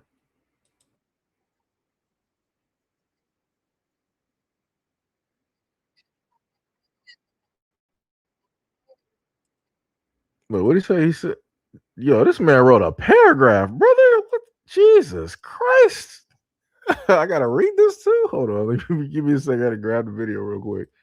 Yo, this man wrote a whole paragraph. So before I read the video, I say read the video. Jesus Christ, I've been on this live stream too long. Before I play the video, I'm gonna read what the guy has posted. Let me do this. It's Black History Month. I need. Right. So before I play it, right. Matter of fact, let me just go make sure and start that just in case I need that for purposes later. Right. So let me read what he put on TikTok. He said, I got $30 million and I get to share it with the woman I love. He says, sharing $30 million with the loved ones, sharing financial resources with loved ones can significantly impact both personal relationships and overall happiness. And in this context, having 30 million presents a unique opportunity, not just for personal gain, but for enhancing the lives of the women I cherish. We often hear stories of how wealth can lead to isolation or tension among families, but when approached with love and intent, it becomes a tool for fostering deep connections. Supporting the women I love involves more than financial assistance. It's about empowering them to pursue their dreams, whether that means higher education, starting a business, or simply enjoying a comfortable lifestyle. Investing in loved ones through financial support reflects a commitment to their well being. For instance, unexpected gifts can create moments of joy, while structured support, such as scholarships or business investments, can lead to lasting change. In sharing my wealth, I aim to not only uplift those around me, but to spread the message that love and financial empowerment can go hand in hand. It's crucial to approach these discussions with sensitivity and respect, ensuring that the support I offer is welcome and beneficial. Ultimately, because there's more, sharing this wealth with the woman I love symbolizes a broader philosophy of generosity and connection. It underscores the idea that financial resources can be a catalyst for growth and empowering others, creating ripples of positive change in our lives and community around us. Okay, so now we can play the video. All right. Yo, it's Black History Month. I need one of you young ladies to open the door for me. Wait, I'm trying to see something. I'm trying to see something. Everybody's gonna see this. If you don't do it, they're gonna get on you. You better come and open the door. Trust me. Good girls, good girls. We love that. And then you gotta tell me Happy Black History. Happy Black History Month. You're welcome. Wait, I'm trying to see Yo, that's something. crazy. I'm trying to see. This man wrote all of that on that video, and it had nothing to do with the video. Man, if people don't stop doing this,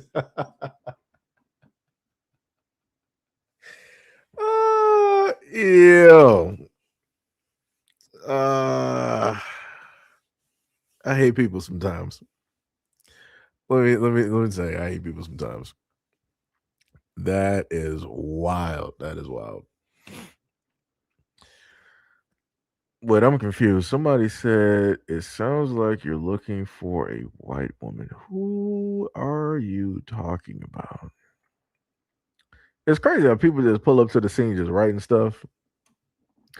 D Money said, "Did the Mexican guy happen to steal a TV though?" Asking for a friend. No, I think it was just something. Not an HVAC, but maybe like some type of like small vacuum cleaner or whatnot. You know, D Money said, "I support the caption on the screen."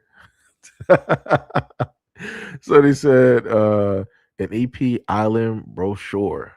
Sham said, I don't want white women to hold nothing for me. You sitting, thinking, you uplifting the community. That white woman thinking about how she gonna lift your skirt with her twisted mind. That's crazy. Emmanuel said, taking notes. D Money said, as you should, King. As you should.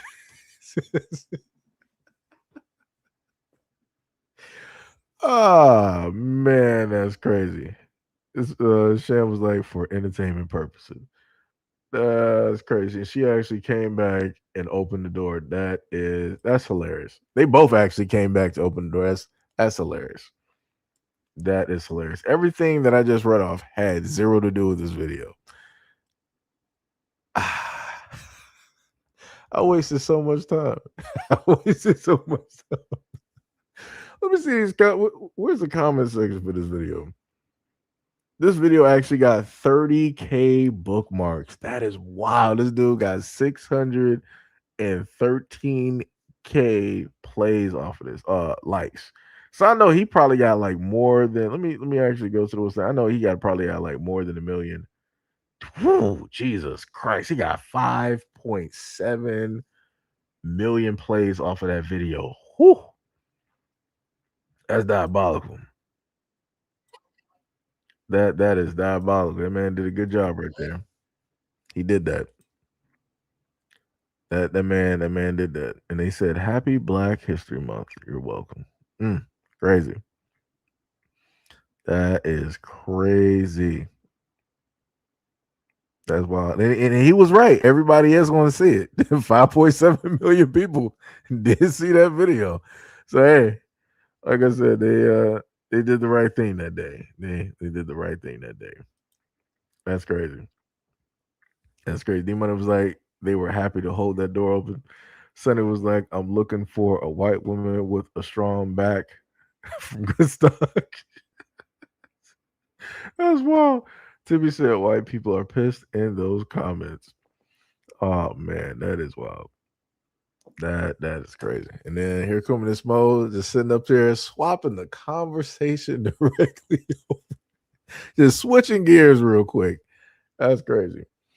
But yeah, how long we been up here? We've been up here for about like 3 hours 19. They're pretty good, pretty solid. Shout out, much love, respect, and appreciation to any of the folks that pulled directly up to the scene. Also, shout out to some of the people I'm looking at the channel right now. Some people actually pulled up to look at some of the shorts. I mean, I ain't really upload shorts on this channel in a minute.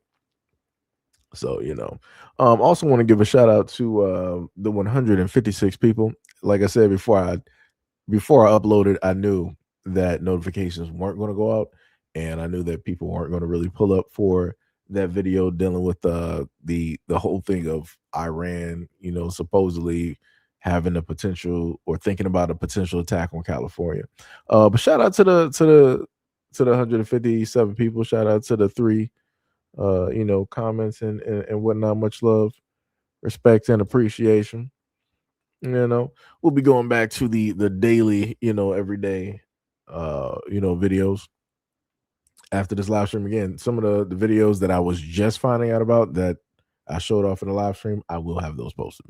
That is going to be a part of a nice video, especially that one woman, that Jamaican woman. Again, we didn't finish the full video of her, but we're gonna have a solo video directly for that one.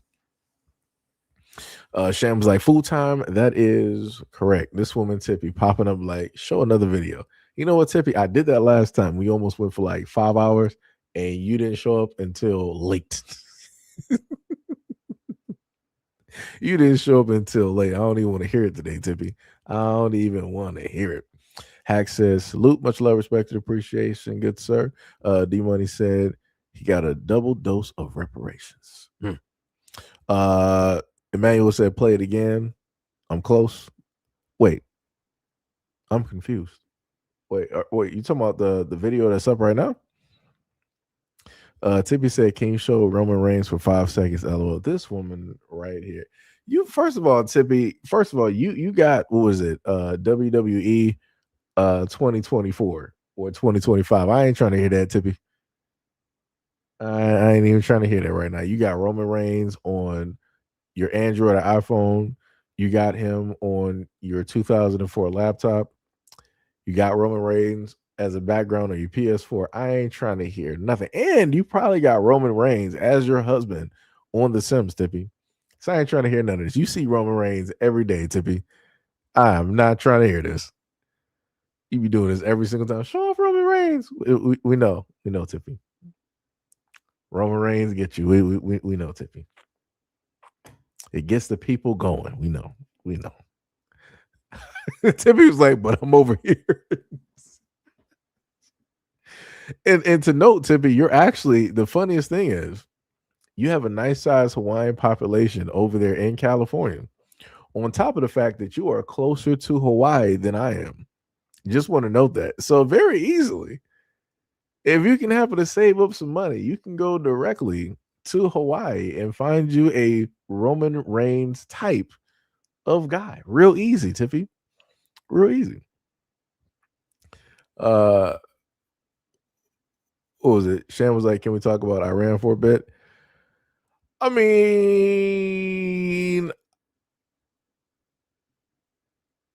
I'm not sure. Because you two be acting weird on stuff. Case in point, by the example of the video that I posted. They don't like to give out, notifications, and then magically stuff starts happening with the stream. Like when you start talking about certain stuff, things will happen in streams. I can put it like that. Like how people normally have to worry about stuff on TikTok where they got to worry about every single word. It's not like that on YouTube, but it is technically like that on YouTube. So it's like, yeah, It'd be like that. So, I gotta go back to the everyday content, that we've been covering and talking about, What was it? Sham said I asked because I wonder what other people think about it. All I hear is that white people are laughing that Iran don't have missiles that won't reach here. Um, like I said, I guess you can put that up to that superiority complex. A lot of white folks want to sit up there and have to understand that whatever capabilities you feel that these other countries don't have, you're going to be very much surprised if you sit up there and keep attacking and poking the bear. Like I said before, you got Iranians here in the United States. How do people not know how those people feel about, seeing everything that's taking place and hearing, word about, maybe their family passing or something basically happening? Like, like I said, a lot of these white folks, they don't even know who is even around them at this moment in time. Like, times are very dangerous. And when times start getting very chaotic and very dangerous, like, it's people gonna really see what it is. There's only so long and so many times as you can try to, warn people and try to tell folks. Sham said, I'm like, Iran has allies that have missiles that can reach here. Yeah. Yeah. Tippy said, I wish he was black. Sham said, nods. Yeah, YouTube gets weird. Yep. Tippy said, I need to do some research on Samoans. Maybe they're part black. This woman, Mo said, Tippy ice skates in the freezer. That's crazy. Sham said, "Oh yeah, sleeper cells too." Yeah, and I think I might have mentioned that in the video. And I told people like, "Yo, sleeper cells are real. Like, don't think that these countries ain't sending when the borders were open to the as open as could be. Don't think that they weren't sending, sleeper agents here and just having them on a ready just in case anything pops off." Like I said, I keep trying to tell people if anything's to happen to the United States, it'll happen from within. And it'll be because the United States allowed it. It's crazy. This man, D Money said, I wish Tippy was black. That's crazy. That's crazy. Sham said, China was sending a mass amount of male agents here. Yeah.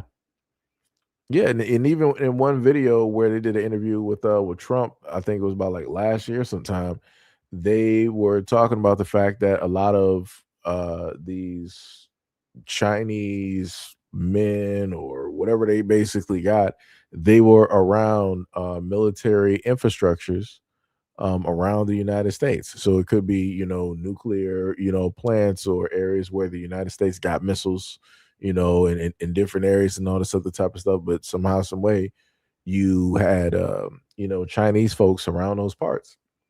And I'm like, yeah. But like I said, you wouldn't have to worry about like no type of like espionage or whatnot or whatever if America would have been like, hey, we're going to put, hire Black Americans and allow Black Americans to be, here. You wouldn't have to, you would have the best security on the planet, but nope. They would rather sit up there and put the keys into everybody else's hands, but Black Americans. Because at the end of the day, a lot of white folks are still fearful that Black folks are going to seek retribution for what it is that took place, during slavery and all the other type of stuff. They still got that fear. So that's why they would rather give power, assets, and money and all this other type of stuff to everybody else, because they still got that fear that we're going to rise up and we're going to do the exact same things that they did to us. Like I said, man, people be living with the ghost of Christmas past. All Black people asking people to do is to just do right by us right now. Just do right. That's all you got to sit up here and do. People don't even want to do that. It's crazy. What was it? This man said Tippy eat soup with a fork. That's crazy. Sham said nods. Yep. And they talk about the trillions of dollars lost through racism. Yeah. All because folks want to be right. Like I said, the most beneficial folks here in the United States would be the most loyal and beneficial people here in these United States are Black people. Like the amount of wealth that we could generate, the amount of things that we will be able to empower in these United States. But like I said, racism, man, it's quite a drug. that people just like keeping up with and drinking. It's crazy. No matter how much it's tearing up their body. It's crazy. Wow, that's wild, Tippy. Diabolical. Sonny said they thought FBA being woke was bad. Nothing is worse than when their sleeper agents become woke. Sham said they scared because they did all that horrible stuff. It's like black people are saying you got to answer to God for that one. We just want to check. Yeah. And that's the craziest part about the whole situation. We're just like, yo, we ain't saying bygones are bygones, but it's like, yo, just let's get right at this moment in time, and we can, pick through and talk about some stuff. But like I said, they want to slide everybody else some checks. They want to slide everybody else some money, businesses, loans, and all this other type of stuff. Like I said, hey, they'll learn. The main people worth something here, they continuously throw to the wayside.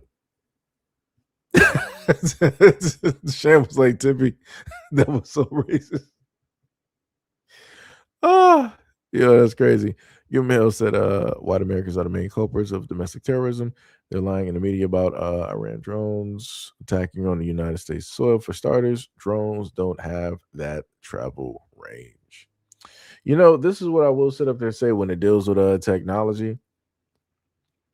I'm not going to sit up there, but the thing that they were saying directly, even within the article that I read off, the two articles I read off, it wouldn't be specifically, the drones wouldn't be specifically just coming from Iran. It would be coming off of ships that's in the coastal water regions of California.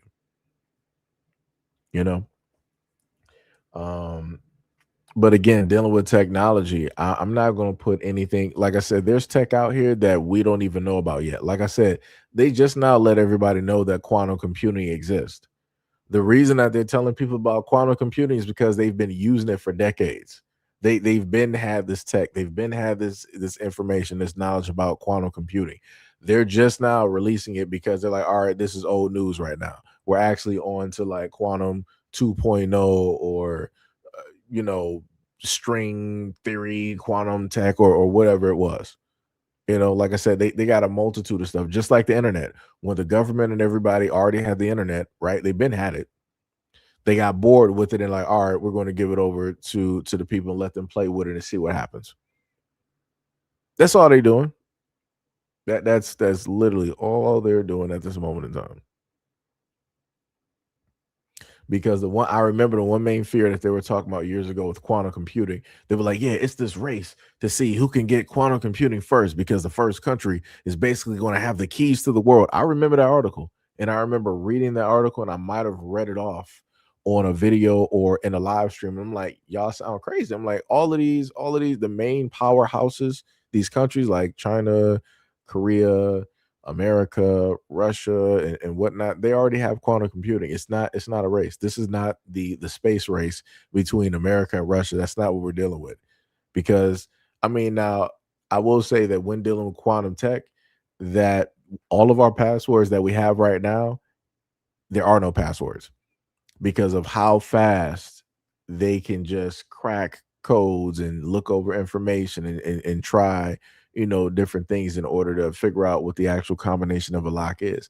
So in an instance, it's like, in one instance, yeah, they are correct that if somebody does have quantum tech and it's in the wrong hands, everybody's bank accounts, all your passwords to whatever you got, it's pretty much like you don't got passwords.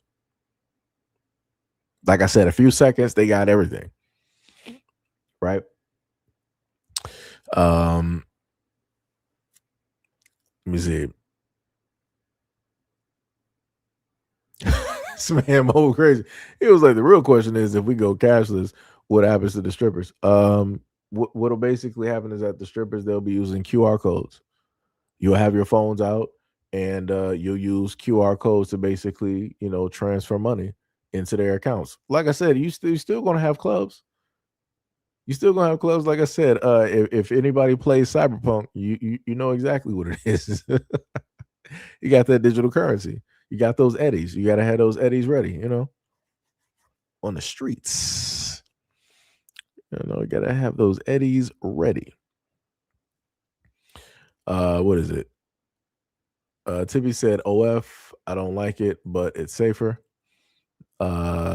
Yo, give him what is up. You said, yeah, that's possible. Emmanuel said, strippers, LOL. No, silly. Today you spend money for the clothes to put on naked females. Yo, that's crazy. It's like the whole thing with like, in Russia, car drives you. In today's time, you don't undress strippers. You spend money to actually clothe strippers. That's the new strip club. Reverse stripping. Yo, that's crazy. That's wild. That's wild. Mo said, well, to be more concise, what happens to the strip clubs and the strippers? Sonny said, once they master the worst scenario, then they present it to the public. True. Sham said, LOL Tippy, you can't ban that stuff. If there is a will, there is a way. Tippy said, QR codes on their backsides, shaking my head. Yo, Black Rabbit, what's up? What's up? You said Cyberpunk 2077 is the game. Yeah. Like I said, I got it on if anybody's on Xbox, it is up to play on cloud. I mean, if you have it. I mean, no. It should be, is it on Game Pass right now? I think it should be on Game Pass. I think it might be actually listed on Game Pass. So you could actually play it for free if you got either a PC subscription or if you got an Xbox, Ultimate subscription. You can sit up there and play that for the first time. Sham said, LOL. Mo said that sounds like a set fee. Minimum amount for a lap dance is diabolical.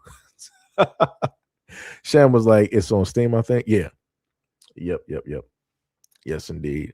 At one point in time, I remember I think Tippy was trying to get me to stream Cyberpunk. And after I pressed the wrong button when I was on the streets, talking directly to a woman, I'm like, I can't stream this.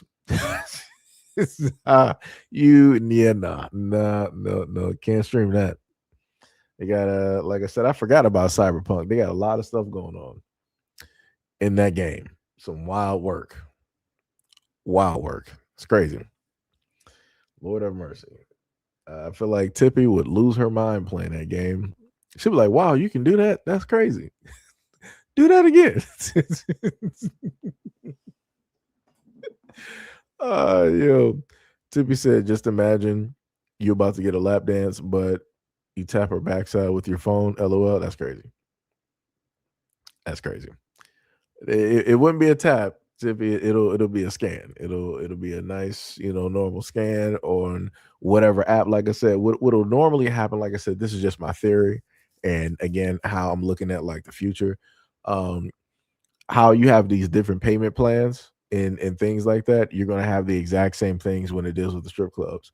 So they'll have the QR codes that you use. You got your cell phones or, whatever device that's allowed. Like, let's say maybe it might be like a wristband that you can go to the ATM, you log in your ATM data, and then you put the amount and then you put the wristband up to it. It registers the wristband and then it loads it up sort of like a Dave & Buster's card. So, right, instead of like a cell phone, because maybe they might not want you to have a cell phone because they don't want you just like filming the girls in there and whatnot. They may have another device that you basically, would use. And it'll be like a tap, like both of y'all will put the wrist together. You know what the price is. Like Mo said, a set price for whatever it is. You tap the wristbands or whatever together. Once it gives the signal, there you go. And like I said, in my mind, I be kicking and thinking a lot of this stuff over. Like I said, I love tech, and I'm looking at the future and seeing how a lot of things are just, is going to be monetized. Everything is going to be, in a sense, content creation and sort of like always on. And especially by the way the society is working, where they're getting rid of a lot of these standard issue jobs. Yeah, you're gonna have a lot of people flowing directly into social media. Yep, it's going to be very crazy, and that's when a lot of stuff is going to be getting controlled. Case in point, if you look at Kai Cenat, Kevin Hart basically came in there jokingly telling him like, "Yo, this is the last marathon that you having. You're going to stop this right now." And And now you see Cashapp, he's not doing those marathons, and he's moving directly into the movie industry because the movie industry is waking up to social media because they've overlooked it for so long and they didn't realize it up until they saw the numbers dealing with the money and how much the social media content creators are basically making. So this is why you see a lot of the social media content creators like a Kai Cenat, a Drewski, and all these other folks showing up in movies, showing up in commercials because they're doing test runs. Once they can figure out how to fine tune it and make it lucrative, they're going to start having a lot more of these. They're going to move a lot of these folks off of social media and they're going to move them directly into the movie industry where we all know your money is capped. Like I said, it's a whole control issue because they want to get the money back, right? And they want to get the attention span back of the people because the entertainment industry does not like the fact that social media is taking money and is taking away the eyes from the people. This is why the movie entertainment industry, they can't just afford to throw out any movies that they want to anymore because billions of dollars are being given on social media instead of billions of dollars in attention being given directly to just any and all movies. So, you know, like I said, it's a whole shakeup directly out here, but they're working on fine tuning a lot of stuff though. Tippy said I don't like the first camera angle games. I need to see my character. Someone like third person. Sonny said my wife handles my laptop dance appointments. That's crazy. Sonny also said I wouldn't play Cyberpunk because I get anxiety not seeing behind my character. If you play on PC, they may have a mod where you can see third person, or maybe they may have a setting on Cyberpunk right now. Because when I looked at my last save, the last time I played Cyberpunk was about 2020, so it's been roughly about 6 years. You know, since I actually played it was like the tail end of December, so about like 5 to 6 years, right, since I played it. So dealing with all of the settings and the changes that they've done, you may have third person on there. You probably just got to check it or just play it on PC so you can download some mods and do it. Because on PC, they got mods for everything.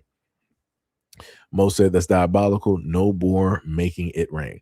Yeah, it's gonna be no more of that. It might be fake rain where if somebody has like a bracelet where it has a certain amount of money, like let's say they got like a $500,000 limit on a bracelet, they can probably sit up there and make some, you know, some fake money rain or something like that to like let it know what it is. Like they're just, you know, digitally passing money to the girls directly out there.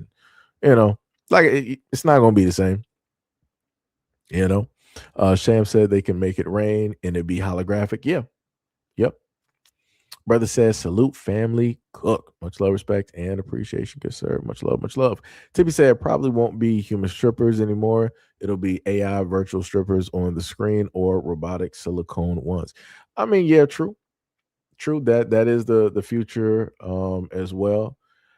Because the other thing too is that you've had a lot of women basically say that, you know, being in this industry is very dangerous and they get objectified and, you know, and everything of that nature. And the alleviation for that would be to throw in AI or robots. So therefore, women would not have to worry about getting objectified. They wouldn't have to worry about getting harassed or any of those things. It's robots.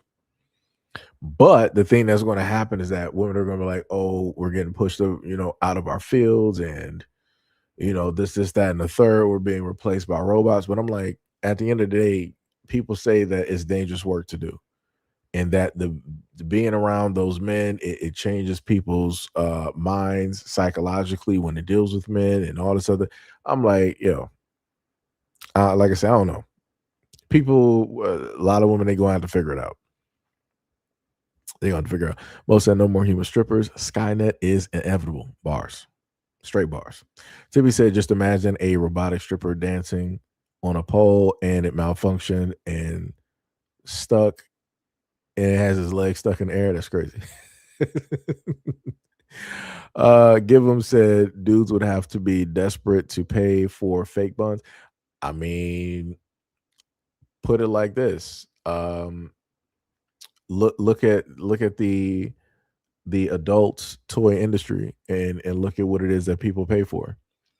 So it's not too far-fetched. It's not too far fetched. You got people out here paying for full silicone bodies, silicone dolls that they can, just put directly in their closet. I'm talking about you got both women and men that do this. Silicone dolls that cost tens of thousands of dollars so that they can do whatever it is that they want to sit up there and do. So it's not too far fetched. It is not too far fetched at all. What was it? Sonny said a strip club named the Like Button. Sham said that would be for the best though. LOL. Tippy said gotta charge up her battery. Gibbum said, "Yep, I stand corrected." Tippy said, "Man, gotta pay to charge her battery for an extra 30 minutes." I mean, it'd be like that. But like I said, if that's the route that it has to take in order for women to be, let's say, less sexualized in society and things of that nature, so be it. Like I said, maybe you got some women that's losing out directly on this. It'd be like that. And then it's going to go from the strip club to the film industry, where, women have stated a lot of things that goes on there. And the moment in time that starts happening, again, it should help to alleviate a lot of the problems that women happen to talk about when it deals with a lot of these industries.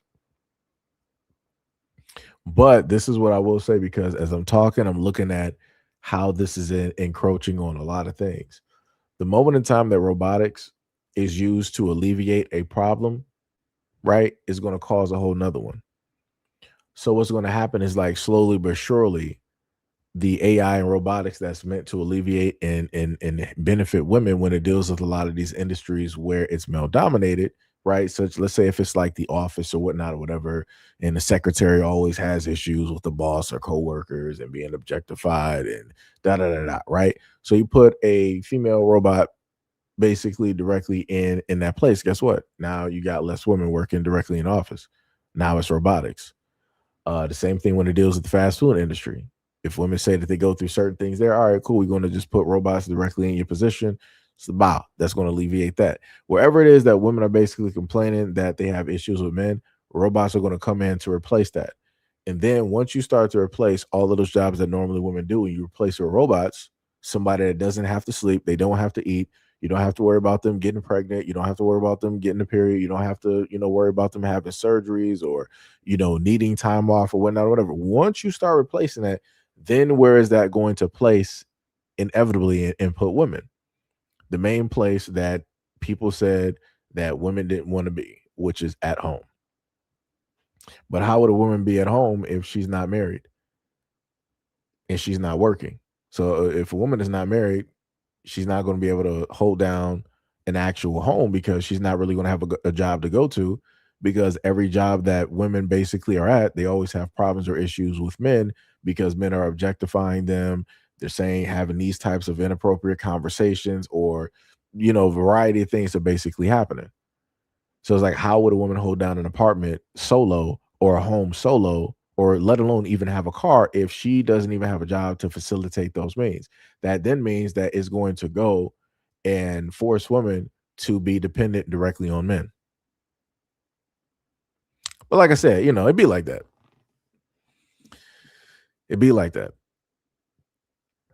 Give said, I promise that I shall never buy fake buns. I can only control myself. Tippy said, women will still get paid because they'll be the ones making the AI strippers. Nah, remember, you got men out here that sit up there and make wigs, they make makeup, they make fashion and heels directly for women. Tippy, men can sit up there and make these AI strippers. they don't. You, Tippy, see, this is the thing though. This is what I need you to do, and this is probably this is gonna have a whole nother effect. If I think your computer, your laptop can handle it, what I need you to do, Tippy, is go to. This is gonna be bad. Go to Steam, log into Steam whenever you have time, and go to Steam and go to the adult content that is there, those video games that are there. Once you go there, you understand what it is that I'm talking about. And I promise you, 99.9% of the games that are up there that are in that content area, those are made by men. It doesn't matter if it's one dev or if it's multiple devs. Those are men that are making those. So if men can make those games and also the cell phone games, they don't need women to do that. Because men know what men like to see. We know what it is that we like. You have a lot of women out here that theorize, what they think that men like. And this is when a lot of women end up being wrong, because you got a lot of women out here that feel that, every man out here wants like a woman with a fake body. And it's like, nah, I'm no. Nah. Like I said, you got certain groups that want that. A lot of the guys, they like different sizes, different shapes, different heights, and all that. What was it? Tippy said Detroit become human. Honestly, I hate it. Sonny said, "You want to be a stripper? LOL. That's like being a toaster." 2099. That's crazy.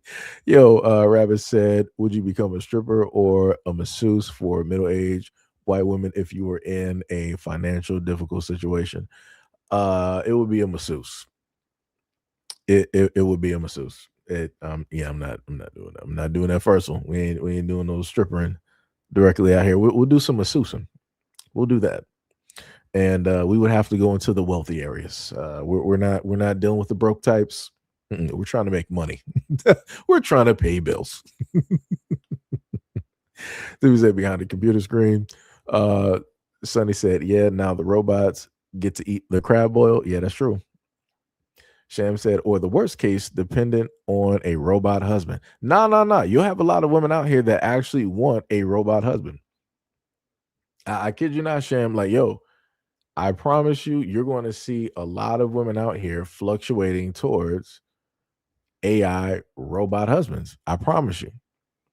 Because they can program them, and they can have them look a certain type of way. He can have a certain type of build. He don't even have to have money. All he has to do is talk nice, say nice things, look this type of way, and open doors, and they just go out. Now, if she wants to go out and have dinner, she's the only one eating, because you ain't feeding him. I mean, unless you feeding him oil or some type of like lubricant for, I guess, his joints and and his motors and stuff. But yeah. And then of course the ending result, which is for what's the other wording that I can sit up there and use? For relations, or relations dealing with a robot husband. That's going to be the big selling point.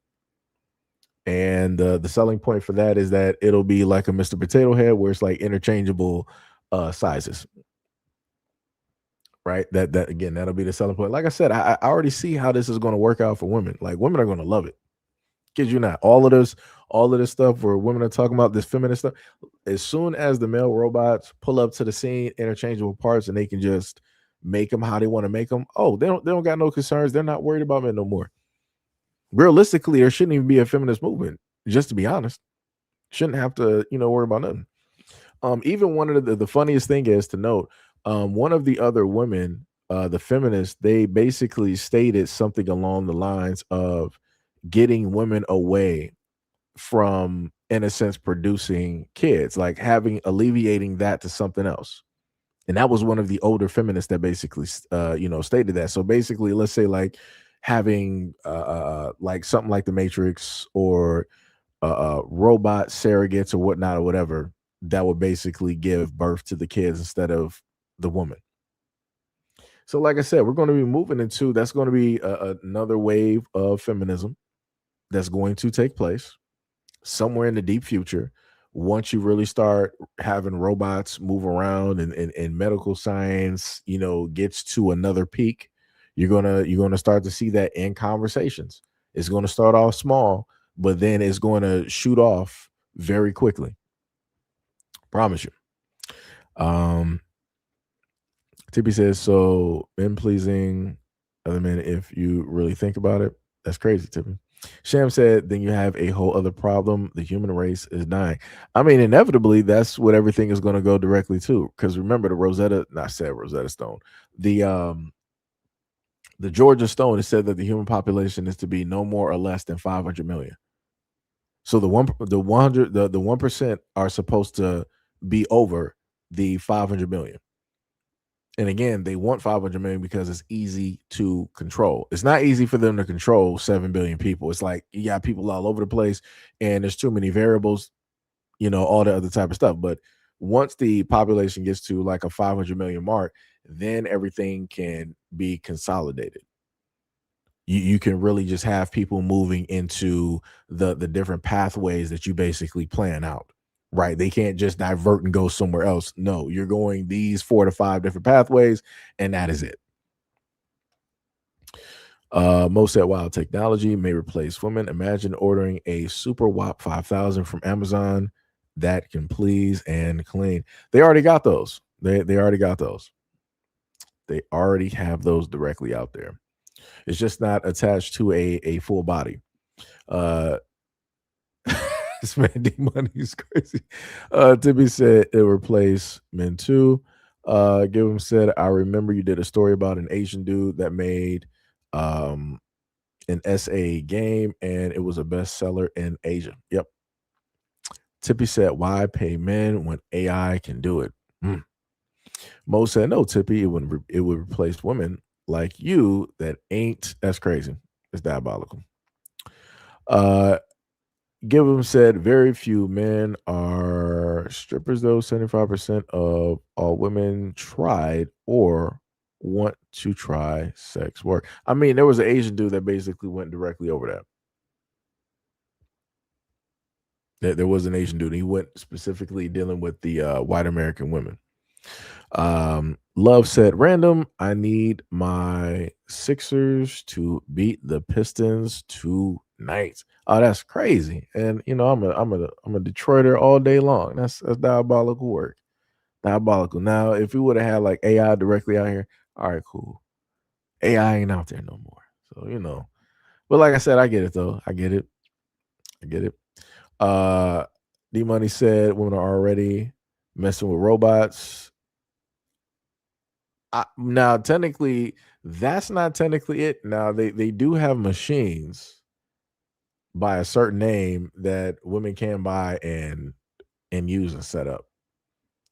That would be more closer to it because it has a whole app control system and and all the other type of stuff. Sonny said, AI wife, you haven't fully charged me in weeks. Have you been seeing your ex because your breathing patterns have changed? Anytime you inflate your exes, they can never operate or set a timer like I can. That's crazy. Sham said the human race will be gone. It'd be like that. It's all about control, Sham, at the end of the day. And the human race will allow that control to happen. They will allow it to happen one way or another. Tippy said, Mo, it will replace men too. If AI can do your job better than you, men will be replaced. Mo said, yep, the money, B-O-B. Sham said, what's roses? Roses are flowers. Sham is so innocent. D Money said it's all fun and games until you get vaginal cancer from a robot. That's crazy. Yo, that's crazy. Most said, Tippy, I'm talking about relationships and intimacy. D Money said, really, Sham? Sham was like, huh? What is it? Tippy said, Mo, when you think about corporations you work for will choose you over AI, your boss will take AI over you because that means more money in his pocket. Sham said, line about what? D Money said. D Money explained. Sham was like, oh my God. Give said, but do you see the African, East Indian, and Arabs playing along with the Georgia Guidestone agenda? I doubt it. People will do things in different ways though. They'll make sure to have control, over a population. Because the one thing I'll tell you about the Africans, they're allowing Western practices to be directly in their lands when it deals with giving their women certain medications to stop them from being able to reproduce. Let's say, like right now, they have some type of medication, whatever, where they can give it to a woman where she may not have to worry about having a child for 7-8 years. 7 to 8 years, that's a long time. And who's to say that that's going to be reversible once you're off the medication or you take out whatever that is? So no, there's stuff directly out there. Trust me. Trust me, I've been on online and looking at a lot of stuff for a minute. Oh boy, they got a lot of stuff out there. Lot of stuff out there. Most said I'm talking about fun size humanoids at SEIJIHITO. What was it? D Money said, I'm a Pacers fan for what it's worth. Yo, DeMonte, what is up? What is up? What is up? What is going on? You said haven't been here and alive myself for a minute. Hey, much love, respect, and appreciation. What is up? What is up? Give them said the androids hitting up human women will ask women, who is it? In a Stephen Hawking's voice. Yo, that's great. I mean, again, you'll probably be able to program the voices as well too. They could just put their favorite celebrities or artists. Like I said, you got AI voice, what's the names right now that people can sit up there and use. You know, so they'll be easily able to do that with those robots. Tippy said, I saw iRobot. Nobody wants that. Rabbit says somebody's going to make a song named I'm in Love with the Circus. Yeah. Like I said, you pretty soon you'll also have AI rappers, like actual official AI robot, you know, like rappers. I'm telling you, once it starts going, it's going to be vastly different. And the part that's going to scare a lot of people is when they start to really have a robot that is acting, and that robot is winning awards. And then those actors, those human actors, they're going to be like, yo, this is so cool. But then there's also going to be a moment where it's going to be like, yo, if this robot can really act like human beings or copy and really sell it, then what does that mean for me as an actor? And I'm like, exactly. That means that once it gets to that point, everybody is replaceable. It's only a matter of time or whenever it is that they just want to replace you. So that's why I look at the one movie Elysium, where Earth was pretty much just torn up, and that was due to the rich people. They did that on purpose, and they're up there living on like a citadel, like they're in Mount Olympus, and they got what was called the Medusa, which is a machine that can pretty much cure any ailment or any illness that you got going on in the body, including broken bones and everything else. You just lay in it, it'll just assess the situation, and it'll administer what it needs to do in order to fix you up. And they can live for a very long time up there because they're not worried about diseases and all this and that and all this other type of stuff. You know, it's crazy. Third said, I take Ariana. Yo, this great. That man sitting up here like actually listing people. That's wild. Yo, that's wild. That's wild. Sham said, humans raised by robots are going to be messed up. This man third sitting up there. That's crazy. Mo said saw a woman marry an AI chatbot, and it was kind of sad. I mean, shout out to the Japanese. They did it first. The Asians did it first. Rabbit said, give it 50 plus years and Africa will become like Brazil with all of these non-black men pumping and dumping African women. Ghana and Angola already have a population of biracials. Yeah, that's the whole plan. It's to, in a sense, lighten the folks directly there, and also for a hostile takeover, because if you have people that are half and half, those people can lay claims to that land, and that's what a lot of people don't understand. So whenever I see all of these Chinese men going directly over to Africa and they're getting these women pregnant and leaving them, the whole main plan that they're going to have is that those kids will be left there. They're going to be, of course, half and half Asian, half Chinese, half African. And China, over time, when they want to decide to come for their people or start up some stuff, they can lay claim to that land because the overwhelming majority of them are going to be biracial, especially the ones that's going to be in power, have land, have the jobs, and be directly in the government. Like I said, I can see it. How other people ain't sitting up there seeing this plan is crazy, man. Again, I don't even play chess. I don't even play chess like that, but I can sit up there and spot those chess moves. And that is a chess move, 5D chess move. Like you on some Star Trek type of chess, multi-dimensional levels. Like crazy work, but it'd be like that. That's this woman. Oh, yo. Oh, my goodness. Oh, man. Pink is hilarious. Third said women got a closet full of auto pickles, but this man sitting up here just listening to everybody out here. Man, every name. I tell you, Sham is like, what? Gibbon said that's true. African females are traitors. Gibbon also said that African men never get tired of being the bottom half. Sham said China decided either that or they would have wiped out those people because they had what's already poisoning the whole wells and the water sources. Yeah, that's bad. That's all bad. But folks will figure it out though. They will figure that out directly in the long run.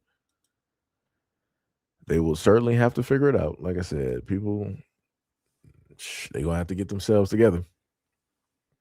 They will have to get themselves together. But yeah. Much love, respect, and appreciation. Now, so Tippy can't sit up there and complain. We actually been rolling for now a grand total of 4 hours on whole other conversations. How we got to this side is amazing. I can't even tell you how we got here, but we ended up getting there. It was a most said a fully customizable female android robot will fly off the shelves. Financing and bank loans would be at an all-time high. Oh yeah, people would be in major debt. A lot of guys would be in major debt. Yeah.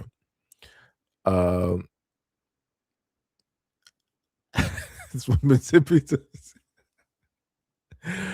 oh, this is hilarious. This woman said you wait. The money said, I'm not judging. Let me get this woman, this dude. Oh man. And what? These a few yo, I swear to goodness, third and D money. Oh man. Rabbit said, I'm waiting for aliens to come. I need me a wait, what? A psychokinetic? That's crazy. That's like some Warhammer type of stuff, right? That's wild. TV said, can you play the commercial of Michael B. Jordan? No, I'm not doing that, Tippy. Nah. You ain't about to get me. Nah. We ain't doing that. Nope, not on this channel, Tippy. We will wait for you to start your channel, Tippy. We will wait for you to do it. And I will be terrified for you to do that because you'll just start putting random stuff up there. Just playing random stuff. Sham was like, Lord. Sham was like, okay, I'm tired of this conversation.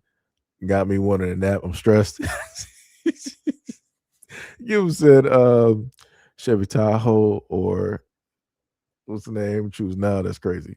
Third said, all right, because divorce and alimony got men swimming in financial nirvana. Tippy said, y'all men not going to get a robot wife. You won't have the funds for it. That's crazy, Tippy. Wow. So we're broke with the normal women. Can't afford normal women, and we can't afford robot women. That's crazy. That's crazy. Tippy said, please, it's important information. No, it is not, Tippy. First of all, that's probably a video that you got directly on your phone. You got that saved and bookmarked. What was it? Mo says Super Wild 5,000 stock would be a great investment. That's crazy. And the crazy part is that wouldn't be a stock. It would probably be a like a cryptocurrency because of how everything tends to move. And the funniest thing is, if you look up crypto, that might actually be a some crypto right there, which is funny. They got all different types of names for crypto. Tippy said it'll be for the billionaires, not the regular men. That's crazy, Tippy. That's some wild work. But yeah, I'm gonna let y'all go though. I'll let y'all go. So that is pretty much it. It is Thursday, March 12th, 2026 at 7:09 p.m. Much love, respect, and appreciation. Shout out to anybody who has stopped directly by, who has donated directly to the stream by way of super chat, by way of being a member, by way of Cash App. Much love, respect, and appreciation. Anybody who's a part of the Patreon, again, much love. Shout out to all of my mods that pull up, and that's part of the conversation, and that also pull up to the videos as well too. Much love, respect, and appreciation. I will say shout out to the trolls, but we didn't even have any trolls today, so no reason to even give a shout out there. It's just been us. So again, much love, respect, and appreciation. What was it? Shem said, all right, y'all, be safe. Rabbit said, men who can't afford robots will act like Doofy from scary movies. Probably so. Hack said, peace out, chief. Same. Peace out, brother. Peace out. Shan was like, Tippy trolling today. Mo said they'll just have a leasing program. Like I said, debt will be at an all-time high, and a lot of businesses will be making all types of money. But yeah, I'll catch y'all in the next live stream and or video. This man D Money said rent to own. Tippy said if you want a human robot, be a traditional man. I'm highly submissive.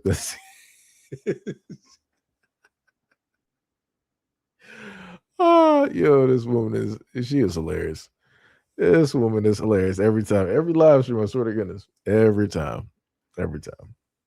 We gotta catch y'all in the next video and do a live stream. Peace out.